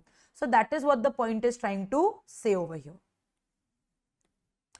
As per SEBI regulations, such securities premium should be realized in cash, whereas under Companies Act कुछ requirement नहीं है. But भैया SEBI के regulations apply हो जाते हैं, तो सिर्फ और सिर्फ वही सिक्योरिटीज प्रीमियम आप यूज कर सकते हो जो आपने कैश में रियलाइज किया हो. Please keep this point in mind.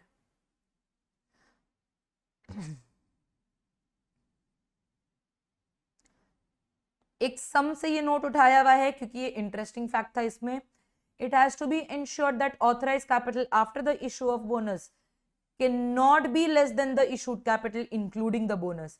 आपने बोनस इशू करा तो आपका authorised capital equal to the total amount और should be more than the total amount, उससे कम नहीं हो सकता. अगर है तो भैया आपको अपने ऑथराइज्ड कैपिटल को भी चेंज करना होगा. ऐसा एक इलस्ट्रेशन भी है मॉड्यूल में. इफेक्ट ऑफ बोनस इशू पे चर्चा करते हैं. सिर्फ इसको रीड कर लेना कि भैया अगर बोनस आपने इशू करा तो उससे क्या क्या इफेक्ट्स होते हैं. आपका शेयर कैपिटल का अमाउंट बढ़ जाएगा. EPS that is earning per share. पहले आपने लाख रुपए का प्रॉफिट कमाया, तब आपके पास 100 शेयर्स थे, तो पर शेयर जो आपका प्रॉफिट है कितने रुपए का है? 1000 रुपए का. अभी आप लाख रुपए कमा रहे हो, लेकिन 100 शेयर्स नहीं, बोनस इशू करने के बाद 200 शेयर्स हो गए, तो आपका पर यूनिट की जो अर्निंग है, पर शेयर की जो अर्निंग है 1000 से 500 हो गई. तो रिडक्शन इन ईपीएस इंक्रीज. अच्छा, एंड फेवरेबल कंसिडर किया जाता है मार्केट के अकॉर्डिंग जब आप बोनस दे रहे हो, क्योंकि फ्री में लोगों को शेयर्स मिल जा रहे हैं. मार्केट प्राइस एडजस्ट हो जा रहा है क्योंकि बोनस इशू होने के बाद काफी हद तक आपका जो मार्केट प्राइस है ऑफ द शेयर्स वो गिर जाता है, क्योंकि अब लोगों के पास ज्यादा शेयर्स आ गए हैं. डिमांड तो उतनी उन शेयर्स की, लेकिन सप्लाई बढ़ गई, और जब भी सप्लाई बढ़ती है तो शेयर प्राइस क्या होगा? घट जाएगा. And reduction in accumulated profits, आपके अक्यूमुलेटेड प्रॉफिट्स घट जाएंगे. राइट इशू पर आते हैं. राइट इशू कहता है कि भाई एग्जिस्टिंग शेयर होल्डर्स को राइट देना चाहिए to subscribe to the new shares. अगर वो चाहे तो खुद ना खरीदते हुए रिनाउंस कर सकते हैं right in favour of someone else. Renounce करना यानी कि किसी और को दे देना. unless the articles of the company prohibit such renunciation. यानी कि अगर आर्टिकल्स ऑफ एसोसिएशन में स्पेसिफिकली बोला है कि भैया आप अपने राइट इशू को रिनाउंस नहीं कर सकते, सिर्फ तभी अलाउड नहीं है, ऐसा कुछ मेंशन नहीं है, तो फिर इट इज इजीली अलाउएबल, आप बिल्कुल कर सकते हो. नहीं चाहते ऐसा हो तो आर्टिकल्स ऑफ एसोसिएशन में मेंशन होना चाहिए. A company desirous of issuing new shares has to offer to the existing share holders, भैया उनको हमको नोटिस देनी है, क्या क्या कंडीशंस है. ऑफर देना है कि भैया हम लोग आपको इतने नंबर ऑफ शेयर्स देने को रेडी है, limiting a time not less than 15 days and not exceeding 30 days from the date of the offer within which they should have accepted, या फिर अगर उन्होंने एक्सेप्ट नहीं करा तो हम मानेंगे कि तुमने क्या करा है, डिक्लाइन कर दिया. तो अगर तुम्हें राइट को सही करवाना है, इशू करवाना है, तो तुमको एक्सेप्टेंस देना पड़ेगा. Unless the articles of association otherwise provide, the offer shall deem to have right to renounce, कि भाई हम किसी और को फेवर में दे सकते हैं.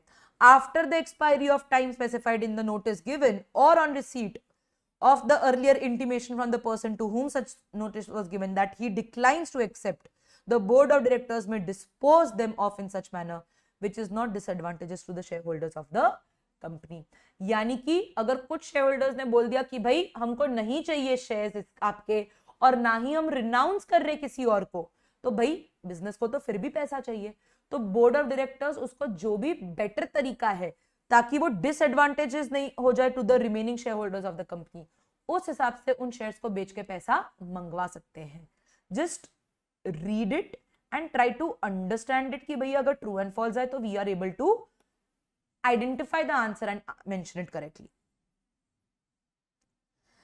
कब राइट इशू देने की जरूरत नहीं है? सिचुएशन 1, आप जब एम्प्लॉइज को एम्प्लॉय स्टॉक ऑप्शन स्कीम के अंडर शेयर्स दे रहे हो तो एग्जिस्टिंग शेयर होल्डर्स को राइट देने की जरूरत नहीं है. जब आप कोई भी कंसिडरेशन अदर देन कैश के लिए अपने शेयर्स इशू कर रहे हो एंड वहां पे प्रॉपर प्योर वैल्यूएशन रिपोर्ट हो गई है, उस केस में भी मेरे को जरूरी नहीं है कि भाई मैं राइट इशू करूं. फिर sometimes company can borrow through debentures loan, और बदले में वो क्या दे रहे हैं, equity shares of the company दे रहे हैं रीपेमेंट टर्म्स के नाम पर, तो वहां पे भी इट इज नॉट कंपलसरी कि हम लोग ऐसा करें. और फिर it is a special situation where the loan has been obtained from the government and the government in public interest बोल रहा है कि भैया डिबेंचर्स को हम लोग इक्विटी शेयर्स में कन्वर्ट कर देते हैं, आप हमको पैसा मत दो, आप हमको पैसा दोगे तो आपकी लिक्विडिटी पोजीशन बहुत इंपैक्ट होगी, तो आप हमारे लोन को इक्विटी में कन्वर्ट कर दो. उस सिचुएशन में भी हमको राइट एग्जिस्टिंग शेयर होल्डर्स को देने की जरूरत नहीं है. सेंट्रल गवर्नमेंट चाहे तो भाई उसको जहां पे भी नेसेसरी लग रहा है वो मना कर सकता है कि भाई एग्जिस्टिंग शेयर होल्डर्स को राइट नहीं मिलेगा. Advantages and disadvantages of right issue, please just read it, go through it. Self explanatory है, बस ट्रू फॉल्स के पॉइंट ऑफ व्यू से आप इसको समझने चाहिए.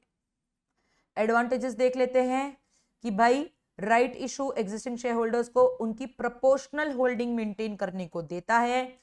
इन well functioning markets the right issue leads to dilution of value of share.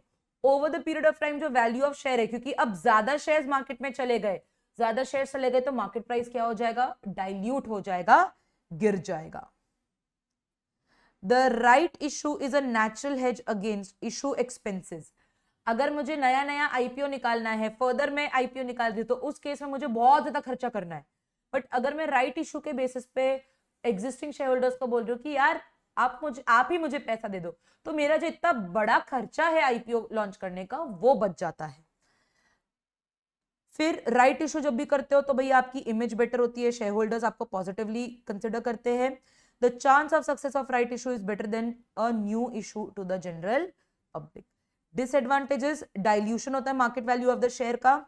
Attractive price of the right identify करना बहुत ज्यादा इंपॉर्टेंट है, वरना शेयर होल्डर्स को लग सकता है कि आप तो भाई हमसे थोड़ा बेमतलब का ज्यादा पैसा ले रहे हो. इफेक्ट ऑफ राइट, बेटा इफेक्ट ऑफ राइट की वजह से ऊपर ही जो हमने बात करी है एडवांटेजेस को ही इधर कुछ हद तक एक्सप्लेन कर दिया है. Please do go through the theory aspect. फिर आता है अपना unit number 5, redemption of preference shares. Purpose of issuing redeemable preference shares, क्यों हम लोग प्रेफरेंस शेयर्स इशू करते हैं? फाइनेंस रेज करना है डल प्राइमरी मार्केट में, मतलब इक्विटी मार्केट अभी स्ट्रॉन्ग नहीं चल रही, तो भाई प्रेफरेंस शेयर्स आप इशू कर सकते हो। कंपनी को इक्विटी रेज करने में प्रॉब्लम आ रही है, as the shares are not traded on stock exchange. तो जहां पे पोटेंशियल इन्वेस्टर्स को आपसे हेजिटेट कर रहे हैं कि भाई लॉन्ग टर्म के लिए हम लोग पैसा देना दे, बट रिडीमेबल प्रेफरेंस शेयर्स है तो फिर भाई आपका जो टाइम पीरियड इधर फिक्स हो गया और आपको अपना कैपिटल का अमाउंट तो वापस मिल जाएगा। प्रेफरेंस शेयर्स में be redeemed when there is surplus of capital and surplus of funds cannot be utilized in the business for profitable use। बहुत ज्यादा surplus है और उस surplus का कोई मतलब नहीं रहा है बिजनेस में, तो प्रेफरेंस शेयर्स को आप रिडीम कर सकते हो, मतलब अपने मन मर्जी से आप लोग इधर रिडेम्पशन कर सकते हो। No dividend is required to be paid if there is loss और no profit, whereas interest is payable on debentures और लोन। लोन और डिबेंचर्स के केस में लॉस के टाइम पर भी पे करना है, जबकि प्रेफरेंस शेयर्स के केस में मुझे डिविडेंड पे करना जरूरी नहीं है अगर लॉस हुआ है। So that is why redeemable preference shares are issued. फिर आता है a very important aspect, section 55। Section 55 of the companies act बेटा लीगल प्रोविजन की बात करता है। बहुत लंबा चढ़ा एक पैराग्राफ बोला गया है, उसमें आपको जो चीज ध्यान में रखनी है कि as per the legal aspect of section 55 दो चीजें देखने के लिए। एक है कि हम लोग कैपिटल पोर्शन ऑफ शेयर्स की बात कर रहे हैं, यानी कि प्रेफरेंस शेयर 100 रुपए का है, उसको मैं रिडीम कर रही हूं 105 रुपए में, तो 5 रुपए का प्रीमियम है। कैपिटल पोर्शन कितना है? 100 रुपए का। तो लीगल एस्पेक्ट्स दो चीजों की बात करता है, एक बात करता है कैपिटल की, दूसरी बात करता है द प्रीमियम की। कैपिटल बोला जाता है, आप दो जगहों से कर सकते हो, एक कर सकते हो आउट ऑफ प्रॉफिट्स और दूसरा कर सकते हो by fresh issue of equity shares. And जब fresh issue of equity shares की बात की जा रही है तो प्लीज ध्यान रखना, only the capital portion of fresh issue of equity shares can be utilised towards it. आपने इक्विटी शेयर्स इशू करे सिक्योरिटीज प्रीमियम के सहित, तो सिक्योरिटीज प्रीमियम का अमाउंट इधर कंसिडर नहीं करना, मुझे क्या कंसिडर करना है? Only the capital portion of fresh issue of equity shares. Out of profits में सारे डिविजिबल प्रॉफिट्स को हम लोग यूज कर सकते हैं। डिविजिबल प्रॉफिट्स और डिस्ट्रीब्यूटेबल प्रॉफिट्स कौन से होते हैं? जिनसे हम लोग डिविडेंड दे सकते हैं। इधर अगर आप प्रॉफिट्स को यूज कर रहे हो तो इक्विवेलेंट हमको क्या क्रिएट करना पड़ता है? CRR, that is capital redemption reserve. Premium की बात करें तो पहले बोला है कि भैया प्रीमियम का जो लीगल एस्पेक्ट है that can be paid out of securities premium और it could be paid out of profits. लेकिन सेक्शन 133 कंपनीज को यह अलाउड नहीं है, एंड इस चैप्टर में जितने भी सम सॉल्व करे वो सेक्शन 133 कंपनीज के अकॉर्डिंग करा है। तो सिक्योरिटीज प्रीमियम को हम लोगों ने क्वेश्चंस में यूज नहीं करा है for repayment, for absorption of this premium. हमने किसको यूज करा है? सिर्फ प्रॉफिट्स को यूज करा है टुवर्ड्स प्रीमियम के cancellation. This is the whole summary of section 55 जो उन्होंने लंबे से 1-1.5 पेज में बताया गया। ये चैप्टर का ही फुल मेन क्रक्स है। ये क्वेश्चन सॉल्व करते वक्त आपने सीखा होगा, उसी चीज को उन्होंने टैबुलर, उसी चीज को उन्होंने पूरे टेक्सचुअल पॉइंट ऑफ व्यू से बताया है। क्यों सेक्शन 55 आया और CRR क्रिएट करने की जरूरत पड़ी, या बोला fresh issue of capital? The rationale behind these provisions is to protect the interest of the outsiders to whom the amount is payable before the redemption of preference shares। आप preference shares तो redeem कर रहे हो लेकिन company बंद नहीं हुई। Company बंद होने में पहले डिबेंचर्स के टुवर्ड्स पैसा जाता है, थर्ड पार्टी के टुवर्ड्स। प्रेफरेंस को तो बाद में मिलता है, लेकिन आप पहले ही पैसा दे रहे हो प्रेफरेंस को, तो उनके राइट्स को प्रोटेक्ट करने के लिए ये किया गया है। In case the redemption of preference shares is out of fresh issue of equity shares, the replacement of capital आप लेकर आ रहे हो, उसी से पेमेंट कर रहे हो, तो भैया इक्विटी शेयर्स का वैल्यू बढ़ जा रहा है, तो बाहर वाले खुश है। या फिर अगर डिस्ट्रीब्यूटेबल प्रॉफिट्स के आउट ऑफ आपने करा है तो आपको इंश्योर करना है कि उतना ही आप क्या बनाओगे, सीआरआर। और सीआरआर सिर्फ और सिर्फ किसके लिए यूज कर सकते हो, फुल्ली पेड बोनस शेयर्स के लिए। तो अल्टीमेटली सीआरआर बना के भी वो किस में कन्वर्ट हो रहा है, सिर्फ और सिर्फ इक्विटी में, इसीलिए ये नियम इधर आया था। 5 uses of securities premium, please do keep in mind। Section 133 company को बी और डी एप्लीकेबल नहीं है। तो premium on redemption of preference shares, यानी कि अगर आप 5 रुपए एक्स्ट्रा पे कर रहे हो, क्या उसको मैं सिक्योरिटीज प्रीमियम से सेट ऑफ कर सकती हूँ if I am section 133 company? D point चलेगा नहीं। तो यही चीज ऊपर हम लोग ने स्ट्राइक ऑफ करा था। सवाल में ट्रू एंड फॉल्स में पूछा है कि भाई securities premium can not be used for utilisation of premium on redemption of preference shares, true और फॉल्स? आंसर आएगा false, can be used, but section 133 companies can not do so. यही चीज इधर इन्होंने बोला है। Preference shares redeem, advantages of redemption of preference shares by issue of fresh equity. Fresh equity करके cash flow में कोई चेंज नहीं होगा, जितना पैसा है उतने पैसा ही हमने रीपे करा। न्यू इक्विटी शेयर्स में बी वैल्यूड एट प्रीमियम, आप सिक्योरिटीज प्रीमियम मंगा सकते हो नए इक्विटी शेयर्स इशू करते वक्त। Share holders will retain their equity interest, share holders का भैया इक्विटी में जो इंटरेस्ट है वो मेंटेन रहेगा। Disadvantages of redemption of preference shares by fresh issue of equity shares, there will be dilution of future earnings, क्योंकि भाई आपका इक्विटी शेयर कैपिटल बढ़ चुका है, नंबर ऑफ शेयर्स बढ़ चुके हैं, तो पर शेयर जो अर्निंग है वो रिड्यूस हो जाएगी। Share holding in the company is change if the fresh issue is made to the outsiders, बाहर वालों को फ्रेश इशू करा तो भैया शेयर होल्डिंग पैटर्न बदल जाएगी और एग्जिस्टिंग शेयर होल्डर्स को थोड़ा सा गुस्सा आ सकता है। अगर आप प्रॉफिट्स को यूज करते हुए करोगे तो भाई इक्विटी शेयर होल्डर्स के परसेंटेज और होल्डिंग में कोई चेंज नहीं होगा, सरप्लस को यूज होगा। प्रॉब्लम ये होगी कि आप कैपिटलाइज करोगे उसको, जिससे लिक्विडिटी आपकी गिर जाएगी, क्योंकि आपको कहीं नए तरीके से पैसा नहीं आ रहा है और आपको अपने इन्वेस्टमेंट्स बेचकर फाइनेंशियल एस्पेक्ट को फुलफिल करना पड़ सकता है। फिर बेटा टॉपिक है अपना redemption of preference of partly paid preference shares. इसमें ध्यान रखना कि भाई partly called up preference shares को आप रिडीम नहीं कर सकते, पहले वो फुल्ली पेड अप में कन्वर्ट होगा, यानी कि मैं उनसे उनका रिमेनिंग कॉल का पैसा मंगा लूंगी। फिर क्वेश्चन में अगर आपको दिया हुआ है फुल्ली पेड प्रेफरेंस शेयर्स भी और पार्टली पेड प्रेफरेंस शेयर्स भी, और कुछ नहीं बोला कि इनका पैसा मंगाया हमने, तो मानना कि भाई ये तो एज इट इज है, फुल्ली पेड अप को ही हमने रिडीम करा है। फिर इन्होंने बोला the company can forfeit the shares if the call money is not receive from the company in spite of opportunity given to them by reminders, तो उस केस में आप फॉरफिट कर सकते हो। एंड देन बचा पार्टी द आखिरी unit of the आखिरी chapter, that is redemption of debentures. Debentures क्या है वो बताया है।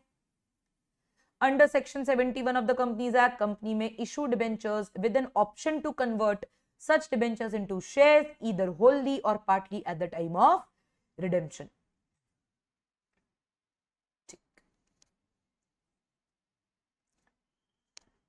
भाई डिबेंचर्स पे आप लोग चार्ज ऑन असेट क्रिएट कर भी सकते हो, अगर कर रहे हो तो भाई नेचर ऑफ चार्ज बताना है, कौन कौन सा असेट्स चार्ज करे वो बताना है। And charge is not valid until and unless it is registered with the registrar, और उसका सर्टिफिकेट आ चुका है, प्रॉपरली प्रिंटेड है, तभी क्या माना जाएगा, उनको रजिस्टर्ड डिबेंचर्स माना जाएगा, जिनके अगेंस्ट हमने क्या कराया हुआ है, बेसिकली चार्ज क्रिएट करवाया है। फिर it is also customary to create a trusteeship in favour of one or more person in case of mortgage debentures, यानी कि जिन डिबेंचर्स के अगेंस्ट आपने चार्ज क्रिएट करा है तो उधर आपको अपने बिजनेस में क्या रखना है, ट्रस्टी रखना है, जो डिबेंचर होल्डर्स के बिहाफ पे काम करेंगे। The trustee of debenture holders have all the powers of mortgage of property and can act in whatever manner they think necessary to safeguard the interest of debenture holders. इसका मतलब मान लीजिए आप debenture holders हो और मैं company हूं, मैंने आपको बोला कि आपको सिक्योर डिबेंचर्स मिलते हैं against the plant and machinery of the company. अब आप तो भाई बिजनेस के बाहर बैठे हो, तो मैंने बिजनेस की प्लांट एंड मशीनरी बेची नहीं खरीदी, आपको तो उसके बारे में पता ही नहीं, जबकि राइट होना चाहिए आपके पास पता होने का। So what they are saying is कि भैया एक ट्रस्टी बैठाना चाहिए उन डिबेंचर होल्डर्स का, ताकि वो उनके बिहाफ पे एक्ट कर सके with regards to those respective assets. वो मना कर सकता है कि नहीं भाई ये असेट आप नहीं बेच सकते क्योंकि इस पे हम लोग ने चार्ज क्रिएट करा है। डिबेंचर्स को हम लोग रिडीम कर सकते हैं after fix number of years, certain number of years, या स्पेसिफाइड नोटिस, या फिर एनुअल ड्रॉइंग्स, यानी कि हर साल थोड़े थोड़े डिबेंचर्स को हम रिडीम कर सकते हैं। डिबेंचर्स को ओपन मार्केट से परचेज भी कर सकते हैं, which is called as buy back, but वो हम लोग को पोर्शन में नहीं है क्वेश्चंस के point of view. DRR create करना जरूरी है as per section 71। DRR should be created out of profits which are available for distribution of dividend, यानी कि फ्री रिजर्व से हम लोग और प्रॉफिट एंड लॉस के स्टेटमेंट से हम लोग इसको क्रिएट कर सकते हैं। The amounts credited to DRR should not be utilized by the company for any other purpose. The company should pay interest and redeem the debentures in accordance with the terms and conditions of their issue. Company fails to redeem the debentures on date of maturity or fails to pay the interest on the due date. The tribunal यानी कि court बोले तो बोल सकता है कि भैया आपको ये पे कर देना चाहिए आफ्टर हियरिंग टू देम। चर्चा करते हैं adequacy of debenture redemption reserve की। किन को जरूरी है डीआरआर मेंटेन करना, किस हिसाब से? इन लोगों को जरूरी नहीं है, अल्टीमेटली जरूरी किसको है? Other unlisted companies. तो कौन कौन सी नहीं है तो पता चल जाएगा किसको है। All India financial institutions AIFIs which are regulated by RBI and banking companies both public and private, उनको DRR की जरूरत नहीं है। अदर फाइनेंशियल इंस्टीट्यूशंस को DRR की जरूरत नहीं है क्योंकि वो आगे जाके कवर किया गया है। ऑल लिस्टेड NBFCs और अनलिस्टेड NBFCs को जरूरत नहीं है DRR की। फिर other listed companies both private and other listed companies public से पैसा उठाती है या तो प्राइवेटली डिबेंचर्स रेज कर रही है, उनको भी DRR की जरूरत नहीं है। तो जरूरी है किसको? अनलिस्टेड कंपनीज जो NBFCs की तरह काम नहीं कर रहे, जो AIFIs की तरह काम नहीं कर रहे, जो फाइनेंशियल इंस्टीट्यूशंस की तरह काम नहीं कर रहे, इन सब कंपनीज को ही DRR मेंटेन करना है। कितना टका? 10% of the value of outstanding debentures issued. फिर बात करिए है इन्वेस्टमेंट ऑन DRR। इन्वेस्टमेंट सबको करने की जरूरत है, सबको इन्वेस्टमेंट की जरूरत है। कहां इन्वेस्ट कर सकते हैं? Deposits with any scheduled bank free from charge और लियन, यानी कि उस पर कोई चार्ज, उसके अगेंस्ट कुछ आप लोन वोन नहीं उठा सकते। In unencumbered securities of central government या state government mentioned as per section 20 of Indian trust act. Indian trust act में कुछ बोला गया होगा इन सिक्योरिटीज के बारे में, तो उनमें इन्वेस्ट कर सकते हैं। या unencumbered bonds issued by any other company which is notified under Indian trust act. तो भैया अगर ट्रस्ट एक्ट में या सेंट्रल गवर्नमेंट स्टेट गवर्नमेंट के या कोई भी स्केड्यूल्ड बैंक की जगह पे आप इन्वेस्ट करो तो चलेगा, वरना नहीं चलेगा। अमाउंट ऑफ इन्वेस्टमेंट कितना होना चाहिए? It should not fall below 15% of the amount of debentures which is maturing during the 31st March of that year। यानी कि DRR आपको टोटल आउटस्टैंडिंग अमाउंट पे क्रिएट करना है। DRI आपको कितना क्रिएट करना है? 15% ऑफ द अमाउंट जो आप इस साल रिडीम कर रहे हो, जितना आप इस साल पे करने वाले हो। यानी कि मेरे पास 20 लाख रुपए के डिबेंचर्स है। 20 लाख के डिबेंचर्स में DRR अगर 10% क्रिएट करने का ऑब्लिगेशन आ रहा है तो 10% किसका? पूरे 20 लाख का मुझे कर देना है क्रिएट, यानी कि 2 लाख का। इस साल मैं सिर्फ 5 लाख रुपए डिबेंचर्स को रीपे करने वाली हूं, तो DRR तो फिर भी पूरा 2 लाख होना चाहिए। DRI कह रहा है कि आपको 15% क्रिएट करना है। किसका 15%? On the amount maturing this year. इस साल कितना मैच्योर हो रहा है? 5 लाख। तो 5 लाख का 15% ही आपको क्रिएट करना है, that is 75,000। So every year you will create a DRI of 75,000 और DRR तो साल के शुरुआत में ही कितना क्रिएट हो गया था in the year of redemption. भले रिडीम सिर्फ 5 लाख करियो, जितना आउटस्टैंडिंग है पूरे पे कितना करना है? 10% करना है। मेथड्स ऑफ रिडेम्पशन, भाई रिडीम आप कर सकते हो एक साथ पूरा का पूरा लमसम, या इंस्टॉलमेंट्स में, या बायबैक कर सकते हो, जो फाउंडेशन के सिलेबस में नहीं है। इसके बाद बेटा नीचे आरटीपी के कुछ क्वेश्चंस इधर कवर किए हैं। रीजन बीइंग कि सिर्फ आरटीपी के हैं क्योंकि मॉक टेस्ट सीरीज में जो इंस्टीट्यूट की रिसेंटली अगर मैं देखूं उसमें ये टॉपिक नहीं है। अदर देन दैट रिसेंटली आज क्वेश्चन पेपर्स में इधर से कोई थ्योरी क्वेश्चन आउटराइटली नहीं पूछा, सिर्फ ट्रू एंड फॉल्स पूछा है। दैट इज वाई आपको सिर्फ यही क्वेश्चन दिख रहे हैं जो आरटीपी में आया है। With this people we have covered most of the theory of module 2 as well. तीनों वीडियोस को अगर आप रिवाइज करेंगे तो आपका मेजॉरिटी थ्योरी कवर हो चुका होगा। आप एग्जाम में बैठने लायक और आंसर देने लायक तो बिल्कुल बन चुके होंगे। प्लीज ध्यान में रखिएगा कि मॉड्यूल 1 से थ्योरी पूछे जाने के थोड़े से चांसेस ज्यादा रहते हैं as per the past trend. That does not mean कि बुक 2 से नहीं पूछ सकते। अगर पूछेंगे तो मोर और लेस यही थ्योरी है जिससे पूछा जा सकता है। सो अगर एक बार आपने इस वीडियो को भी देख लिया है तो आप एग्जाम में कुछ ना कुछ तो लिखकर आ ही सकते हैं। 4 मार्क में से 2 से 3 नंबर तो आराम से स्कोर कर सकते हैं। प्लीज मेक श्योर कि तीनों वीडियोस को आपने गो थ्रू करा हो। अपनी मेहनत में बने रहिए, लगातार मेहनत करते रहिए। All the best students, keep up the good work. Thank you.